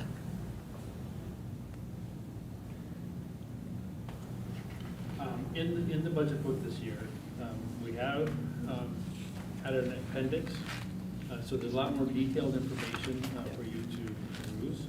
And I like it. There's detail on our revenue sources, exactly where they're coming from, to get a better idea than, how we summarized it so far. There's detail in there on the levy and what components are there. And then we put in two reports, broke down by department level or by program level, and then one farther broke down showing the actual object by each department. As you look at that, I want to say, when you see some of these percentages that are running 10, 11, 12%, most of the time there's a new staff member in that department. For example, if we look at where those counselors are, and you look under other administrative support. What page are you on? Page 28. Okay. Or maybe right halfway down that page 28, you'll see under instructional administration, you'll see a 12.6% total increase in that particular area. Well, that's it right in the principal. So it's almost every time it's because there's a new staff member. If you go to page 29 and 3/4 of the way down the page, you see elementary education, you see it's total in that area of 10.5%. Well, that's because we have new staff members. Well, and I think if you read the district dashboard that's sent out with our updates, it's easier to track that. So I started going back and tracking where our staffing numbers were for all areas, all the way back from fiscal year 21 through now. And you can see the levels stay the same. You see the one jump for administration, so then I can kind of tie that to where this was in the budget and figure that out. So that's really helpful, though. I really appreciate that. Big jump for the school board there, 30%. Yeah, you guys had a big one. You can't just Makes say a that. difference between What? not getting paid and getting I was paid. gonna say, we cut our salaries. I know. I'm embarrassed people by how see low that. it is. So what I think is really interesting is I keep all of the books, so I'm just kind of comparing the stuff that Bill's been giving us over the time here. And if you look at what's it called? It's in the appendix, the finance profile and benchmark. If you look at 2023, we were 10th for enrollment rank, 11th for revenue rank, and then 9th in the state for expenditures. And then what we're sitting at now, enrollment is 8th, which is pretty much the same, right? And then revenues is 21. We fell down to 21 from 11. So think about the money we had coming in, and then our expenditures fell down from 9 to 16. So that is a good picture of where our money's been going the last 2 years. So how are we surviving? I mean, if we're short 800. First of all, remember these are 23 numbers. Right. Okay, yeah. So this was the last year that we saw a decrease in our fund balance at the time. Okay, so that's why you're seeing more expenditures than revenue. Okay. All right. We'll, as soon as we get new numbers, we'll certainly get them to you. But it takes a while for MDE to get all that put together and make it available Right. to us to share out. Well, I think they answer your question further. If we want to make changes, you wouldn't be surviving. Right. We would be an SOD. And the things that we were able to do for staff and families, even though we made some adjustments the last couple of years, would pale in comparison to where we are. All right, so my only question was just the non-affiliated positions and where they're kind of located. And then, Brian, did you have another question too? I was trying to think of the stuff that we asked him to get for us. No, I don't have any more. Okay, further questions. so if we have more questions as Well, the. certainly, yeah, Just let me email know, you. let me know if Okay. you have any questions, we'll get you what you need. Okay, because this is going to be presented at our next regular meeting for us to vote on, so if you have questions about it, or Get an answer. let's get them answered Yeah, I was before gonna that, or say, at yep. least have it so he can put it on the presentation. If you have those, try to get it to him in the next week or so he has enough time to be able to put those things Right. together for you. Yeah, mine's just that one, so I'll dig through more stuff and see what we figure out here. All right, so, thank you so much, Bill, for all your work on that, and all that extra information is really helpful. Okay, thank you. I appreciate it, thank you. Brenda, did you have some policy updates? I do. Ooh, I have some too. Do you want to go first? Yes, but I don't think we have, so we have a bunch of policies that we've submitted, and so wondering if, how do we find out where they are in the I process? have those for you. Okay, all right, so maybe you, now, there's a couple, so I've got, I think there are two policies. Hold on, I'm Go ahead. gonna let Bill have his folks leave. Okay. I didn't want him to interrupt you, but Thank you, if guys. they don't have, yeah, you're welcome to stay, but. It looks great, by the way, thank you for all this extra information. I thought they were in the state or something. They're watching. Thank you all. Thank you, guys. Sorry, Brian, I first thought of that. Yeah, why don't you go first? Okay. For the Yeah. things, and then things that, if you've got an update of the things that we've got, great. And then I think the one policy that I do want to make sure that we touch on is the cell phone policy that, but my iPad is dead, so I can't read it out loud. Or maybe someone I else got can. a copy of it. Oh, you do? Okay, Yeah, cool. Terry can read it. All right, you can When we read get that there. too. Yeah, All right. when we get there. You ready? Okay. Go ahead, thank you. All right. I'll just take one and pass it down. This is a new one, yeah. It is freezing in here. It's always freezing. My short one? There's one for Dave. I did just need one. Do you need one? Doug? Yeah, you showed them to me. Okay. I Okay. trust you. Yep, you're good. Okay, so this, policy 533 is our wellness policy. If you take a look, almost the whole thing is red. So this is new legislation. The district is required to have a wellness policy. Because the majority of it is new, I'm not going to go through it with you line by line, but I will tell you that it has been reviewed and vetted by our student nutrition, is her title manager, coordinator, director? Director, our student nutrition director leads Kristen, our yeah. wellness policy. And the group of us, there was about, probably about 10 of us, we spent 3-4 hours. Yeah, so it has been reviewed by the student nutrition director as well as the wellness committee before it was brought to you today. So I would ask that you just take some time reviewing it. If you have questions on it, it doesn't need to be passed right away. We can spend some time with it, but we would like to have it implemented for next school year. So this is So, basically related to, like, Staff. food service and what food we Yes. serve? Yep, Yes, it is. yep. And the state of Minnesota, we have a review coming this fall on our department, and this will have to be in place or we will get a negative, yeah. How much of this is legislative? Like, The majority of it is Almost all of legislative. it. yeah, that's. Yep, Especially killing the fun at the party food. yep, that part too. Let's see this. Okay. So I guess like my concern with this, and maybe it's in here somewhere and I don't see it, because it's just, I haven't had It's a a chance to lot, look through it yeah. yet. One of the things that, as a district, that we've kind of come up against this would be for our special education programs and the students that require like food incentives. Like, is that something that, is there a separate part? As long as it's in their IEP, they will receive it. They can't have that. Yes. But what That's about like, written. so the thing that we were struggling with was that we could let them have it, but we couldn't use like the special education funding to purchase it for the teachers to distribute in the classrooms.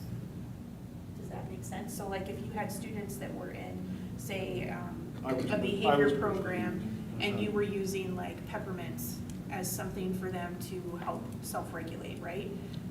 The thing that the teachers were running into was that they couldn't purchase that with their classroom dollars, so that a lot of them were spending money out of pocket for things like that, even though it was part of the student programming, like they needed those things and they were working on, you know what I'm, you Yeah, understand what I'm saying? I guess what I would say, if they really need those things, they need to be put in an IEP, so then they can be purchased. Okay. Could that come out of the nutrition Yeah. fund instead of special ed? It can't, Yeah, it would because be it's a- not a nutrition. Oh, it That's can't. the Well. thing. Yeah. Yeah, because they're gonna say that some of those, because carrots aren't normally a big incentive for those people. Those Because are a lot of the- those, because a lot of those kids weren't even going to lunch. That's the problem. So they need snacks. Yeah. But that's probably not part of this policy, would be my guess. No, I think, yeah, It- people it should put, does people should reference put it in the IEP. IEP. It does reference the Yeah, IEP. It does reference the IEP, but it's mainly about the classroom. Okay, so there is a, okay, I'll read through it and see if I can find that. Thank you. Okay. All right. So Okay, are I'm sorry. Are we like voting on this in the next No. meeting? No, Okay. no, we have plenty of time to review this, because this is a big one. I wanted to give you lots of time. Okay, all right, thank you. It's on the staff. Okay, now the next policies are the ones that you had sent, Brian, that the boards committee had gone through. I did run these by legal counsel. So just quickly, policy 101, and I think there was a 101.1, yes, 101.1, 201, 702, and 714, those are all good to go. Legal counsel did have some So, advice. I'm sorry, so when you say they are all good to go, the way we submitted them originally to the board Yes. during our board workshop? Yes, so whatever your next steps are, as far as voting, they're good to go as far as, being in compliance with statute. Mhm. All right, so then our next step would be to vote on it at the meeting, correct? Right, Okay. and I can send you a list of So our which attorneys ones are have looked at ready. this? This is fine? Yes, yep. Okay, got it. Yep. Perfect. He did have some advisement on a few of them. That would be policy 202, which is Board of Education officers.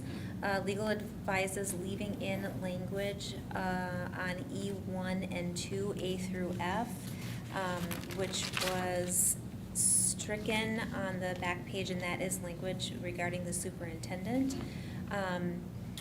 He advised leaving that in because the superintendent is listed in the beginning of the policy as an ex officio non-voting member, as is, the vice chair, the clerk, everybody else who's listed in this part of the policy is listed here. So he said he advises leaving this part in. Okay. So that's his advice. I will email that to you all as well, so you have record of that. Policy 208 was development, adoption, and implementation of policies, and he advises leaving in 5A, which is implementation of policy. He said that district policies and board, well, no, that's mine, never mind. The part that he is recommending, he said it's vague, adding this language, and it could pose a risk in litigation.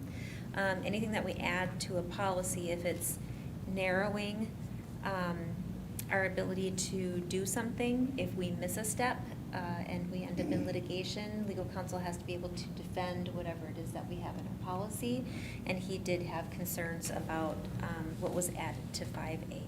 Makes sense. And then I just noticed that, let's see, we have school district policies rather than board policies, and district policies are different than board policies, so you might just want to consider changing that back to board policies rather than district policies. But again, I will put that in an email for all of Okay. you, so you have it. 305 is policy implementation. Can I ask a question Yep. about that? Because we talked about that. So aren't board policies district policies, though? District policies could be something like how HR does some step in some process. That could be a district policy. Is that a but it's policy and not procedure? necessarily- It wouldn't necessarily be a board policy. Board policies are approved by the school board. They obviously, you know Yeah, that. yeah. They Yeah. typically are, they reference statute, but sometimes you can have a district policy, something that might be in a handbook, Correct. something that might be. I understand that, but I thought, one of the reasons we would change that is because I thought that all of our policies referred to district policies and not board policies, so maybe. Oh, all of our other policies. Yeah. All of our other board policies. Yeah, or Reference district reference- policies, not board Mhm, policies. and Oh, that- interesting. So that's what I remembered, so that's why, Okay. but, I'll take a look. I'll take a look at that. yeah, because I'm curious on that. Okay. I can't name one right now. That's okay. but I'll just pull a few random Yeah. ones and see how they're Okay. worded. All right. Okay, 305, policy implementation. Legal counsel advises against 2B as it's untenable and potential for risk in litigation. And 2B is added language under general statement of policy that reads, "The Board of Education will review procedures, guidelines, and directives according to the Board of Education policy review schedule." The amount of work it would take for the school board to do that, he feels like that would be the majority of what you would be doing. And it isn't tenable, and if you missed something and he had to defend that in court, he's concerned about risks in litigation for that. But again, I will send that to you in an email. And then 701, establishment and adoption of school district budget. Legal counsel advises removing the 2 bullets under 3A, which are listed as requirements. And those are, in addition, all budgets will include revenue sources and expenditure data at the object level with a 3-year historical view, current year and proposed year. The preliminary budget will also display the dollar and percentage variance from the revised year. And the second bullet is percentage variances over 10% and or greater than $100,000. Variance will be accompanied with commentary in the budget packet. He said because it's not legally required and it can be requested by the school board without stating it in the policy, he would advise removing those 2 bullet points from that policy. So I will send an update with his advisements on those policies, and your committee can decide next steps. Okay. Thank you. And that was all I had. Okay. Okay, Brian, did you say you had some from the policy committee? Yeah, there's a couple, but we'll just focus on the first one. Thanks, Sarah, for this. So we have shared to you guys the new policy number 504, the personal electronic device policy. It is 2 pages. You can tell me, I can either read it out loud or I can give you the cliff notes, and then you guys can read it separately and then come back with kind of feedback. Send it to us, I did. so we Let's all just have get it. cliff notes. Okay. The Cliff Note is that the purpose of the district electronic device policy is to create an optimal learning environment that enhances the educational experience. We elected to use the word electronic device because the iPhone might morph into Oh, yeah. spy glasses or contact something, I don't know. So any electronic device means a portable item capable of making and receiving calls, sending and receiving text messages, accessing the internet, or running various applications, regardless of whether or not the iPhone is connected to a network to provide phone service. Doesn't say iPhone, does it? Nope, I'm sorry, or not, the phone is connected, sorry, or the device is connected to the There you go. network. So the bottom line is that we are proposing a restriction of no cell phones from the first bell to the very last bell, kindergarten through 12th grade. And so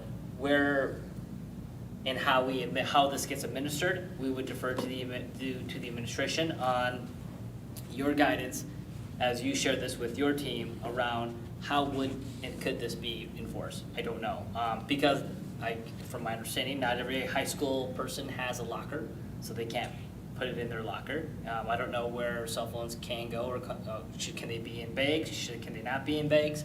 But the general approach is that no cell phones should be available, should be used, turned on, notification sounds, be seen at all, from the first bell to the very last bell. Is there, Except. Yes. Exceptions Yep. for, Yep. yeah. Each or. well, no, I was just asking, like, lunch. Yep, not even available during lunch. Then folks will have to learn how to eat and have conversations with friends. Yeah.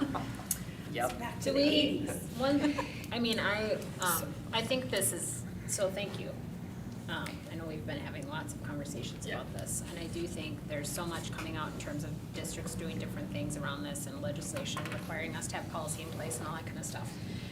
Is There's it, already a law. could we take an opportunity to poll, or I guess this would be more implementation, but poll staff on what their response would be to something like this in terms of, I just think, the boots on the ground in terms of how such implementation, Yeah.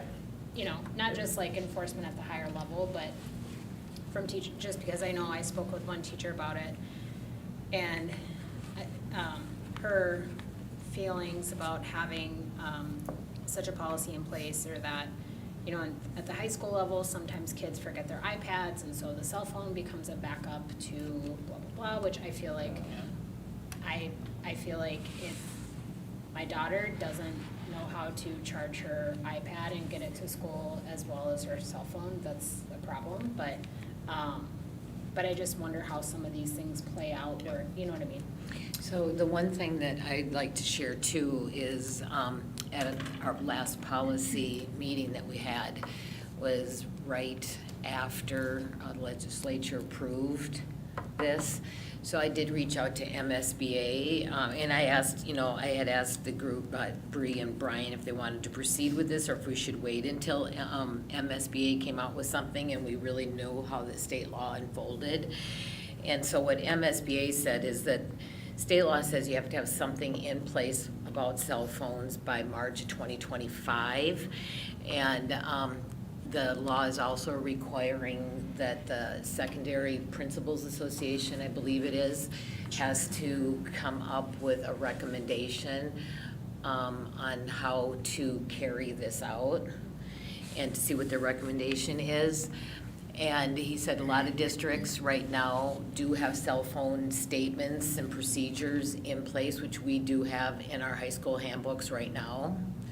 And and then also, do you need its own policy, or do you tie this into the electronic device use policy that's in place today? So those are all the things that they're looking at, and making sure that it's going to be something that's enforceable by the staff, because they're going to have to enforce it, and then to make sure that it is academically focused so that it does enhance the education.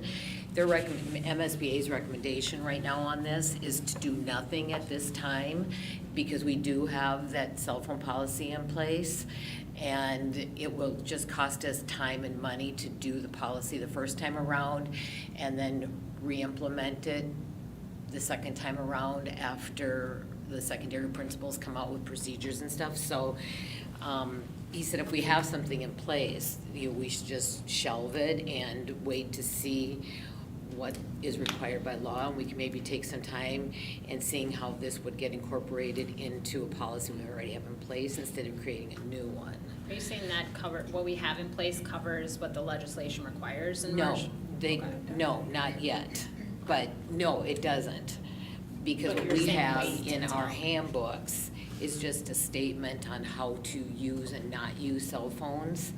But we do have the electronic device how to use electronic devices policy in place, that, I think that's driven by law, right? By state law?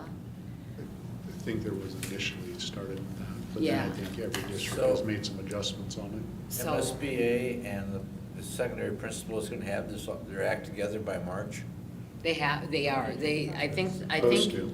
I think the legislature, the legislators actually gave the Secondary Principal Association, if I'm not mistaken, he told me until January to review what this looks like from an implementation, and then they put some sort of a policy together based off of the recommendation of the secondary principals. I have a few So that's questions. where they're at right now. Okay, I have a few questions regarding this. MSBA is gonna come out with a model policy, is that correct? They're waiting, they're not doing anything right now, they were working on it, but they're not gonna do anything because the law requires the Secondary Principals Association to they have have to do their input. thing first, So okay. they're doing that first. All right, and then what district's policy is this policy we have here based on? Because you guys didn't make this up. So which there was policy, a, what districts did you look at? This was from from Wisconsin, a school law firm in Wisconsin that we grabbed it from. Yeah, Oh, okay. yeah. On your policy committee, is Brenda involved in developing this? No, usually what we start with first, we bring it to you guys, get your general consensus. If we're directionally aligned, Right. then we give it to Brenda. Okay. Okay, She'll got take it to her team and say, hey, we can't do this, here's what we would recommend, How and do then we she'll do bring it that? back to us. Okay, my most important question to me is kind of what you brought up. Apparently our stakeholders, our administration staff and parents have not had an opportunity to reflect on this or look at it ahead of time and tell you what they think the strengths are and what the challenges might be. Seems to me that the people that are directly affected by the policy should have an opportunity to reflect on it before it comes to us. Well, no, so I think Go ahead. Brian's got the procedure done correctly in that if there's a policy, either change, update, or a new policy to create, it comes to you guys first to decide whether we move forward with the next steps, which is the engagement. I think Brian had said that. Then the engagement of the principals and the, staff and how it all would get implemented comes into play. And then, Okay. and then Brenda puts it through the legal process to make sure legally we're all good. And then it comes back to us to either review, edit, update, Okay. based off of So all of that when input. we- Is that right? Is that how you understand it? Yeah, I would assume in this Yeah. particular one, you might go a bit further, and while you bring it to your folks and your team and have them weigh in on it before. Yes. You bring it back to us, and then Yeah. you would make recommendations, then we bring it back to legal, and then go from Yeah. there. Okay, that makes sense. But we're not going down the rabbit hole unless the board supports it or doesn't support it or whatever. We have to get that direction before we start using everybody's time. Okay, my last question was, the three members of the policy committee, they all agree to bring this forward? Yes. We all agreed to bring it here to, you guys decide on what to Okay. do. Good. But like, I personally, like, when I reached out to MSBA, because I personally think we should wait on it until MSBA does their actions. That was my take on it. I hate to So- change things twice, that's true. What happens though if because what kind of timeline would we need to operate on if we're gonna get stakeholder input on this? Because if they're not gonna, did you say they're not gonna come up with anything until January? I don't remember what the timeline was, I just Then know it's that they. like And then it got implemented by March. March. And so you've got kids that have used cell phones for. It's not implemented by March, it has to, A policy. policy has to be Got that approved. But we Policy. by- would want like community input. Mhm. Do we need community input for a cell phone policy? I mean, Mhm. that's I why we're think elected. there's, well, my concern I with, think so. with Well, no, this- we don't have to. I might be my wrong. concern with this is just let's be aware of, I think this is an opportunity to see what people think about this kind of thing. That doesn't necessarily mean it dictates what we do. Yeah. Because if our staff have objections or concerns, or that might shape how we think about it.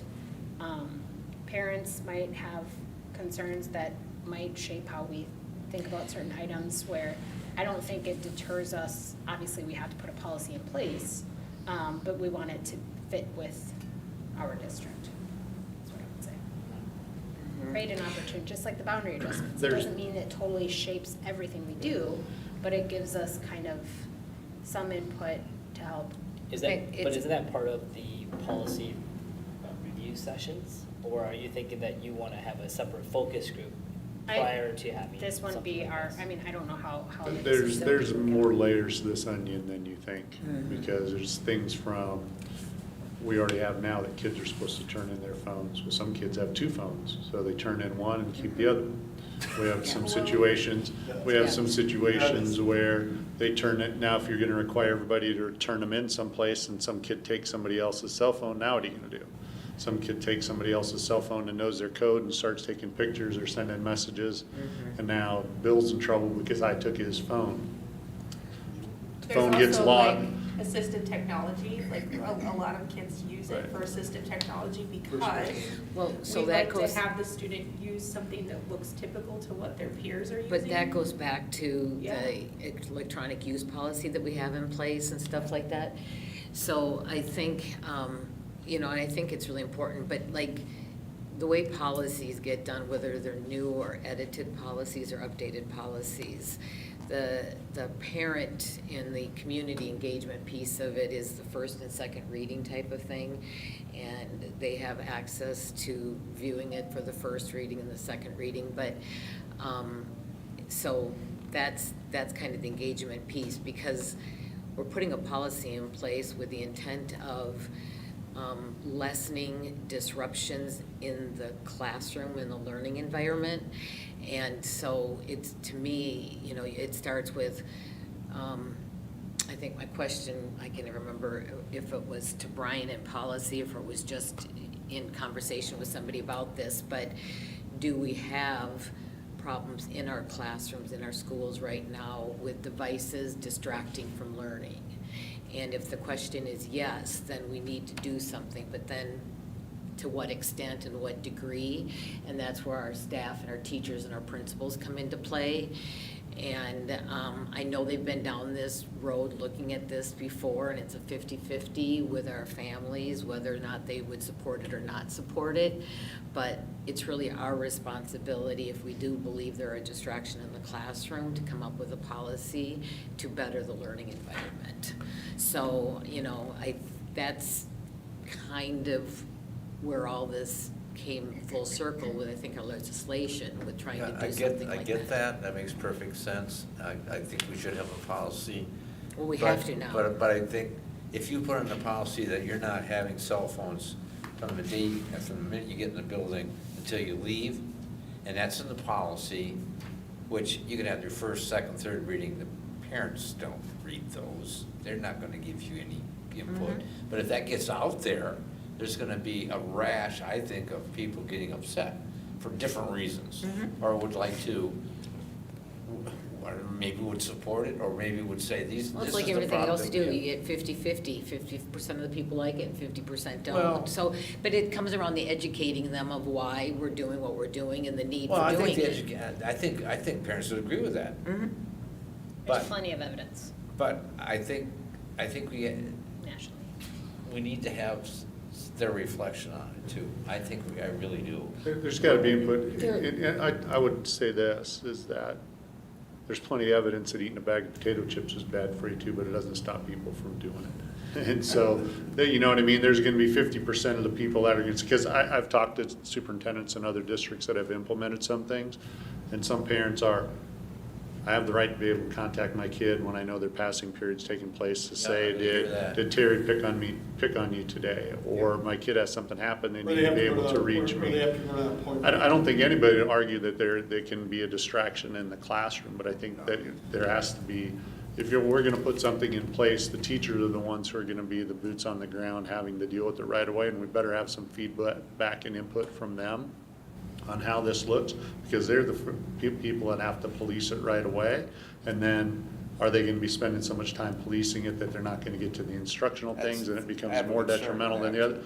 Because I agree, there's some great research on limiting screen time and doing some other things, but I also know that in talking to some folks, unless you take some time to walk through this, it creates a bigger uproar in your classroom with your students, staff, and parents, depending on how it's rolled out, than you think that it's gonna be. Because there are some issues in regard to giving somebody my cell phone that's now my property, that what happens to it if somebody takes it, breaks into it, that we haven't walked through yet. I think there is, I mean, obviously, there's value to doing something like this, but again, you know, I guess with MSBA recommending to do nothing at this point might be the best thing until the secondary principal association puts something in play, because we could go through this whole process and put things into place, and they could uncover something that we didn't even think of, or that we should have done, or whatever it may be,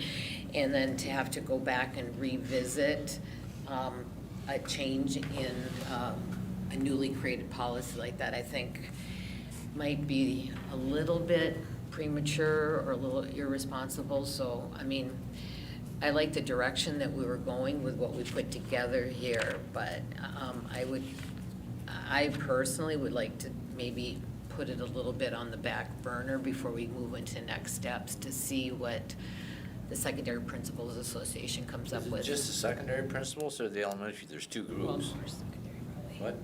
I think, what MSB told me it was secondary, the state law says secondary principals. Secondary, So okay. I think, unless they said Principals Association, I don't remember. Well, They're two separate associations. They're two separate associations, but I don't remember if they said Principals Associations or secondary, but I know we talked a lot about the secondary, because I told them the Because policy. it'd be a different need in the. Well, If I told nothing them else, the I policy. can, I can get that information from those associations and What that share it plan with you to looks say like. what their timeframe or Yeah. timeline is in doing that, if that's helpful.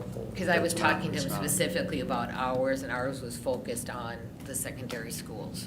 Oh, I thought ours was on all the schools. All right, so basically the consensus is that we're waiting for MSBA. Well, I know. I think it would be nice to get some input from our staff in the interim. Like, I don't wanna feel like we're rushing between when MSBA makes their decision and we put our policy in place. I would like our Do we policy to wanna be informed. wait until he actually gets the details with the timelines of what he just shared? Yeah, I Because- think that'd be a good idea. Yeah, because I'm just talking off the cuff. Because I'm gonna guess the associations are probably gonna be asking for feedback from their administrators to find out what their communities and staff look like, to try to put something together that's semi-consistent. So I would think that that would be a component of what they're gonna do.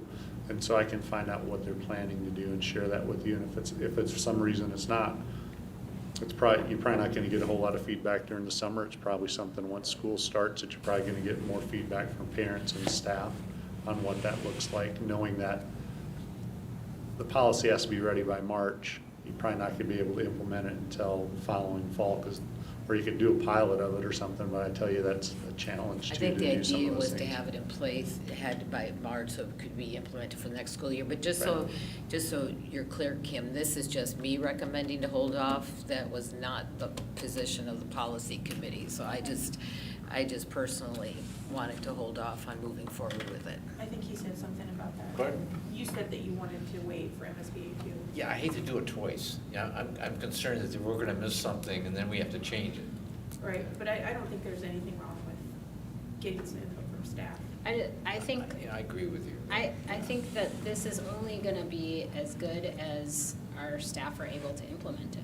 And so if we don't have, like, any, Well, I mean, It's yeah, not they'll about- have input, but I mean, Well, that's I also exactly. think like, it might be such a thing as like, we get the MSBA policy and then we have one that we've already been working on, and then we kind of mesh, Yeah. you know, like make some I'm changes to gonna ours guess based on what- Education Minnesota's probably gonna weigh in on this at some point, because their associations are gonna be impacted by it. So we can visit with Carrie, Brenda or Emily or I can visit with Carrie and say, does the Teachers Association have any plan? I can visit with our administrative group and find out what they've heard from their folks and try to report that to you. it'd be nice to have like a collaborative process, because I think if it just feels like we're pushing something down that isn't informed by what the everyday is like, I feel like this is one of those things that the initial response is gonna be terrible. It's like any major decision, just like boundary adjustments, or just like where you have a major response, and you have to ride out the wave and persist, right? And so. It will be tough either way. It will, Mhm. but it would be good to be informed by our staff. It would be nice too to have our administrators work with our staff on what they think that might be the procedures, because that's gonna be. Well, that's what they're gonna It's have not to the do. policy, You it's- can't dictate Procedures. procedures. That's what they're gonna have That to was do the when this directive goes in of place. what It the can't be Yeah. something where you say, this is what it's gonna look like Well, without talking to people who are our doing it. policy says that the classroom teacher will do this, take it away, or the classroom teacher will send it to the office. Yeah, I'm I not would- sure that's policy. I would say that that's That's implementation. procedural, That's not implementation, district is it policy. not? Am I? No, I would agree with you, because that's the Okay. implementation of the policy. Maybe You that, put maybe in we don't need that in restrictions. the policy if the procedures, because we're actually writing procedure, aren't we, Judy? You know the difference between, yeah, we're writing procedures here. The elementary teacher will take the phone, or the teacher will take the phone and send it to the office, or whatever it might be. Those are the procedures Yeah. that should be set by the building. So keep in mind, this is, I think, are we directionally in line of not having cell phones in the classrooms? And This was I a think in very this good particular step. policy is to then send it to Brenda and say, all right, here's a draft, you let us know, how would you implement it? And should that be in the policy or not, and then come back to us. And so, Good yes, point. the content does state that teachers could take it, and again, that is one of those where we would ask, how would you enforce it? And so, and kind of go from there. I'm not opposed to delaying it, but I also want to be mindful that, you know, while MSBA they provide guidance and policies, this is our community, this is our district, and the state of Minnesota gives us the authority to create policy. So if you want to wait another year, I don't mind if that's the Not a year. direct, or until, well, another It year. will be. Yeah, for it to implement something like this, we can do a year's worth of planning and discovery, that's fine, but this is our community, and we are the school board, and we create our own policies. And so if we have to do another change based on what MSBA provides, I think the change will be probably minimal, but that's just my point of view, so. I will, you guys decide what you want to do. Can I ask a question? Yes. The model policy that you have is, so Yes. you said it's mainly from Wisconsin? It is, yeah. Does Wisconsin have legislation regarding cell phones in schools? I don't know, but I can send you the Okay. version that we used it off of. Yep. Okay, Yep. thank you. Yep. So what's the consensus? What? How you guys are moving forward? I think we should, so my point of view is that we send it to Brenda and have her team take a look at it, have it go through your process, and ask your team, how would this be implemented? How best could it be implemented? Knowing that the guidance would be no cell phones first bell to last bell. And then if you feel that, that parents should be involved in that decision-making process, and you can come back and say, we recommend task force to be spun up. Or if, I think teachers should be involved in it too, because they're the ones that would I'm assuming that part of. Why not have students? Well, that too. You could have students. You guys, this is a cell phone policy, like, it's not a complicated ask either. I mean, I guess, do we need everybody involved in this kind of decision-making process for this particular topic? I don't know. Well, I think So- I would feel more comfortable if it went through legal first, like with Brenda, and then through legal, so we know, like, if there's anything in the what we have that could have some legal barriers, and then maybe work from there. Is Yeah. that fair? Do we So you're gonna want make a decision, we'll send it to legal, have them redo it, Well, whatever? for Brenda to look at it, yeah, Okay. yeah, just to kind of give us something to work from, because right now, I don't know. I don't like, know either. I'm not willing to implement something that we haven't spent some time with, like, because of the legal issues that could be, Yep. that could come from it, so I think it should go through Brenda, like, just have her take a look at it. I mean, this is the first step in Correct, yeah. implementing a new Yeah. process, or Let's do new it. policy. Is that okay, Brenda? Yeah, yeah, Okay, will you perfect. just I will. send I'll it send it to you. Okay, Yep. thank you. Okay. All right, so, the next thing that we need to discuss is our board meeting calendar. We have that set through. Hey, can I just add one thing? Terry, I just looked it up. Minnesota elementary and secondary school principals are Good. going to be involved in providing strategies. Excellent, because there's different needs. Thank you. All right, so we have our calendar set through June 2024, so we need to look at July and get some things, like our meeting scheduled for at least the summer, and then, I mean, if you guys want to do through January, we can do that too, but. Hey, can I ask, some of these other policies that you sent over, Yeah, what are we doing with those? we should probably review them, but we can review them at the next working session. I thought we were only doing the cell phone one today, that's. I think we sent it like 4. There were 5 of them Five. attached. Yeah, I think we should just review them. I don't, No, that's a budget one. there's 5 of them on there. 1, Yeah, 2, and we did do that. There was 5. 4, yeah, there were We should- 5 of them. The Not ones review them now, Brenda review them Yeah. is personally. sending back to us. Yep. Yep. I don't have it, if you want to bring them up and Well, I review mean, them. so should we just do the next one then? Is that what you want to do? Yeah, if we Yeah. could read them, that would be great. Well, he sent them to you guys a week Yeah, ago. it's an email. It's been a little busy. Okay, It's been a little busy. So we're gonna wait on that one? well, on the other 4, around the budget? There's The another. other 4 were around the budget. I think there were 3 of them. One was an accounting Yep, one that that. was new. Yeah, a new one that MSBA had Well, that they we just said didn't we have. couldn't use The that. general fund balance one, the modification of school district budget, and the establishment and adoption of a school district budget. So I think we wanted to work on those right away or earlier in preparation for the budget to be reviewed and approved. And since we've only got 2-3 weeks to get to finalize the budget, those may not be as relevant then. So we can hold off I on think we doing can hold those. off on that and maybe do them in July. Okay. Good. All right, that makes sense. Okay. I'll write it down. So we're looking at, right now it says we have no meetings in July. Yeah, we don't have the board calendar done for the new fiscal year Yeah. starting in July. So, looking at July, we do have a couple things that we need to schedule. One would be like our working session and our regular meeting, but then we also have, our superintendent's closed session for the evaluation that we need to schedule, and then, knowing that the public engagement committee really wanted board members to participate in Panaprog, like we're trying to avoid that week, which is the 7th through the 14th. So I was thinking for a working session, like the 16th, and then the regular session, the 30th. Does that sound? I won't be I'm around the not available 16th. on the 30th. But I mean, you can have a meeting with 6 people, I mean, that's fine. Right. I can't be here the 16th. The 16th was that NSPRA conference, Is that what? the NSPRA conference that you approved for me to go to. I'm not sure, but it would just be a working It's- session. I'm just saying on the 16th is, He's not here. if you're doing the superintendent evaluation as a component of that. Right. No, I was just thinking that would be the working session we would do. That would be when the next, Or we could do. Don't we have a work session on July 9th? We don't have any meetings set up after June. Yeah, you just went through I thought we had something on the calendar. I already. well, have July that. 9th would be the next one, if you went I've by been the informed 2-week that I might, period. I've been informed that I might have to do jury duty Oh, wonderful. sometime in July.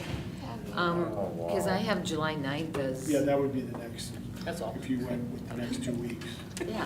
Yeah. Well, right, but it's not, like, it's not on our board. We only did through June.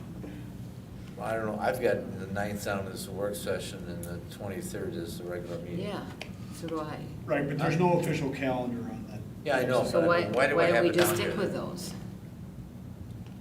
Well, okay, so if you want to stick with that, that's fine. I was trying to avoid Panaprog for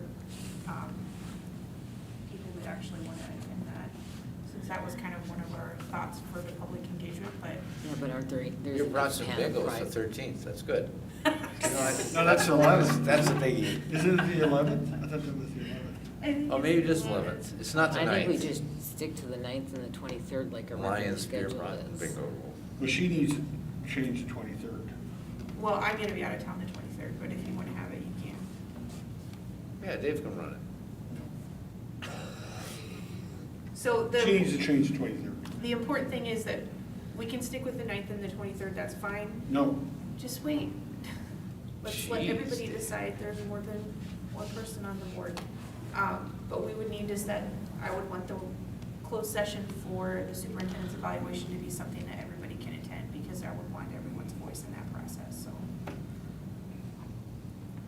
people's thoughts on that? I have no vacations planned, so I will be available. I will not be attending any beer brats and events, so.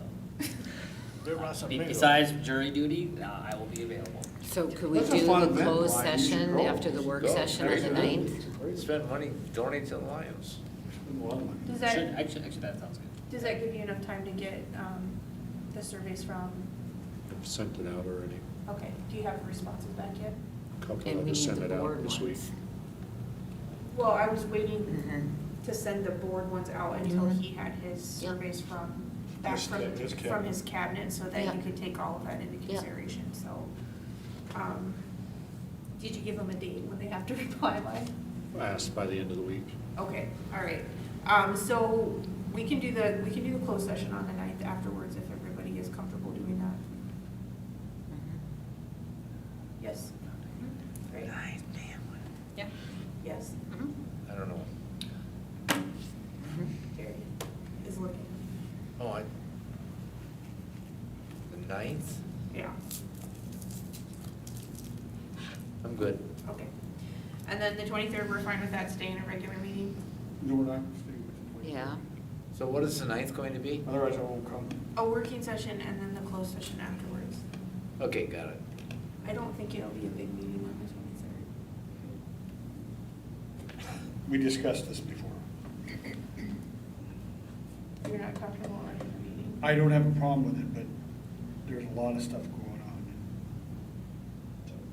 there won't be at that time. It's the 23rd? No, July is so quiet, It is quiet. so I quiet. think the only reason really that we hold the meeting in July, lots of times they cancel most of them, it's just so that. Pay the bills. To pay the bills. It's a Do we very need a short meeting on the meeting. 23rd? We Yeah, don't 'cause know a that lot of yet, times You right? just gotta pay. Well, you'll need a session to approve paying bills and Yeah. all that Oh, stuff. that's true. I mean, if that's all it is and you wanna move it to the 30th, I'm fine with that too, like, but then there's other people that are gonna be gone. But that so- might mess up, does that get too late for you if we wait till the 30th to approve all the bill paying and stuff? That gets close. Yeah, so, Well, if- it's a very easy Oh, board okay, meeting. that's fine. It's, so let's just keep it on that Okay. schedule, and I think we If have. it's an issue, let me know. I just know that like last time we did some of this stuff, because I was gone, we went ahead and had the meeting, but we still needed to wait for the chair's signature, so like if you have to wait for me anyway, like. Dave, if you need to But dial the in, I vice can- chair I can be can an option sign. too. No, I don't mind. Okay. So what So are we you're doing the doing? 9th and the 23rd, is that what I Yeah, that's what I have so Mhm. far. And the closed meeting on the 9th, is that okay? Yep. You have everything ready? Okay. I don't wanna 23rd. pressure you. 23rd is still on? Yes. Okay, If something needs to change, we'll let's watch. go to August. All right, so August, Can I pause there for, do we need to talk about, I'm sorry, are we doing a levy this fall? And is that gonna warrant additional meetings in July? it's a good That'll be question. part of the conversation once we get to the long-range plan. That's item B, so maybe. Okay. All right. So then August, Normally it would be the 13th and The 27th. 13th and the 27th. right. I mean, we just need to approve the next set, or the next 6 months of the calendar, right? Right, yep. So are we just gonna stay consistent with the 2nd and 4th Well. Tuesdays? I think so. I mean, the ones that I was trying to look at making sure that we could avoid some of the, because like last year we went the day before Thanksgiving, and so I just want to And, make sure that. and. Would So you, September would be the 10th and the teachers' conference. 24th. would you like to do this? What about It August? may be easier for you. Since you have your July date set, Kim will be back. I can ask her to put together what the 2nd and 4th. She has them on our Tuesdays. calendars She already has them on already. your calendars. They're on our calendars. I know it's on mine, I didn't know Yeah, she sent it to y'all. they're on ours too. The 8th and the 22nd is October. November is the 12th and the 26th, which is 2 days before Thanksgiving is the 26th. Yeah, I wouldn't want to do it on the 26th. Oh, we always do. I know, but I wouldn't want to do it. I've got to drive 5 hours, so. So do we want to just move that? I mean, but when that time comes, we could just make a public announcement, we're gonna move that a week earlier and do it on the 19th or something like that. You could do that. Do you want them back to back, like the 12th and the 19th, or do you want like the 5th and the 19th? That would be up for the administration, I guess, to decide. Well, my understanding is you wanted 2 weeks in between Right. for the work working sessions and regular sessions, meetings.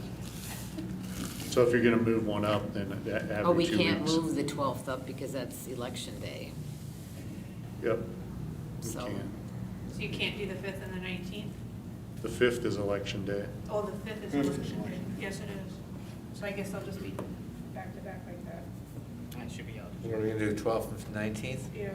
Okay, and October was what? 8th and 22nd.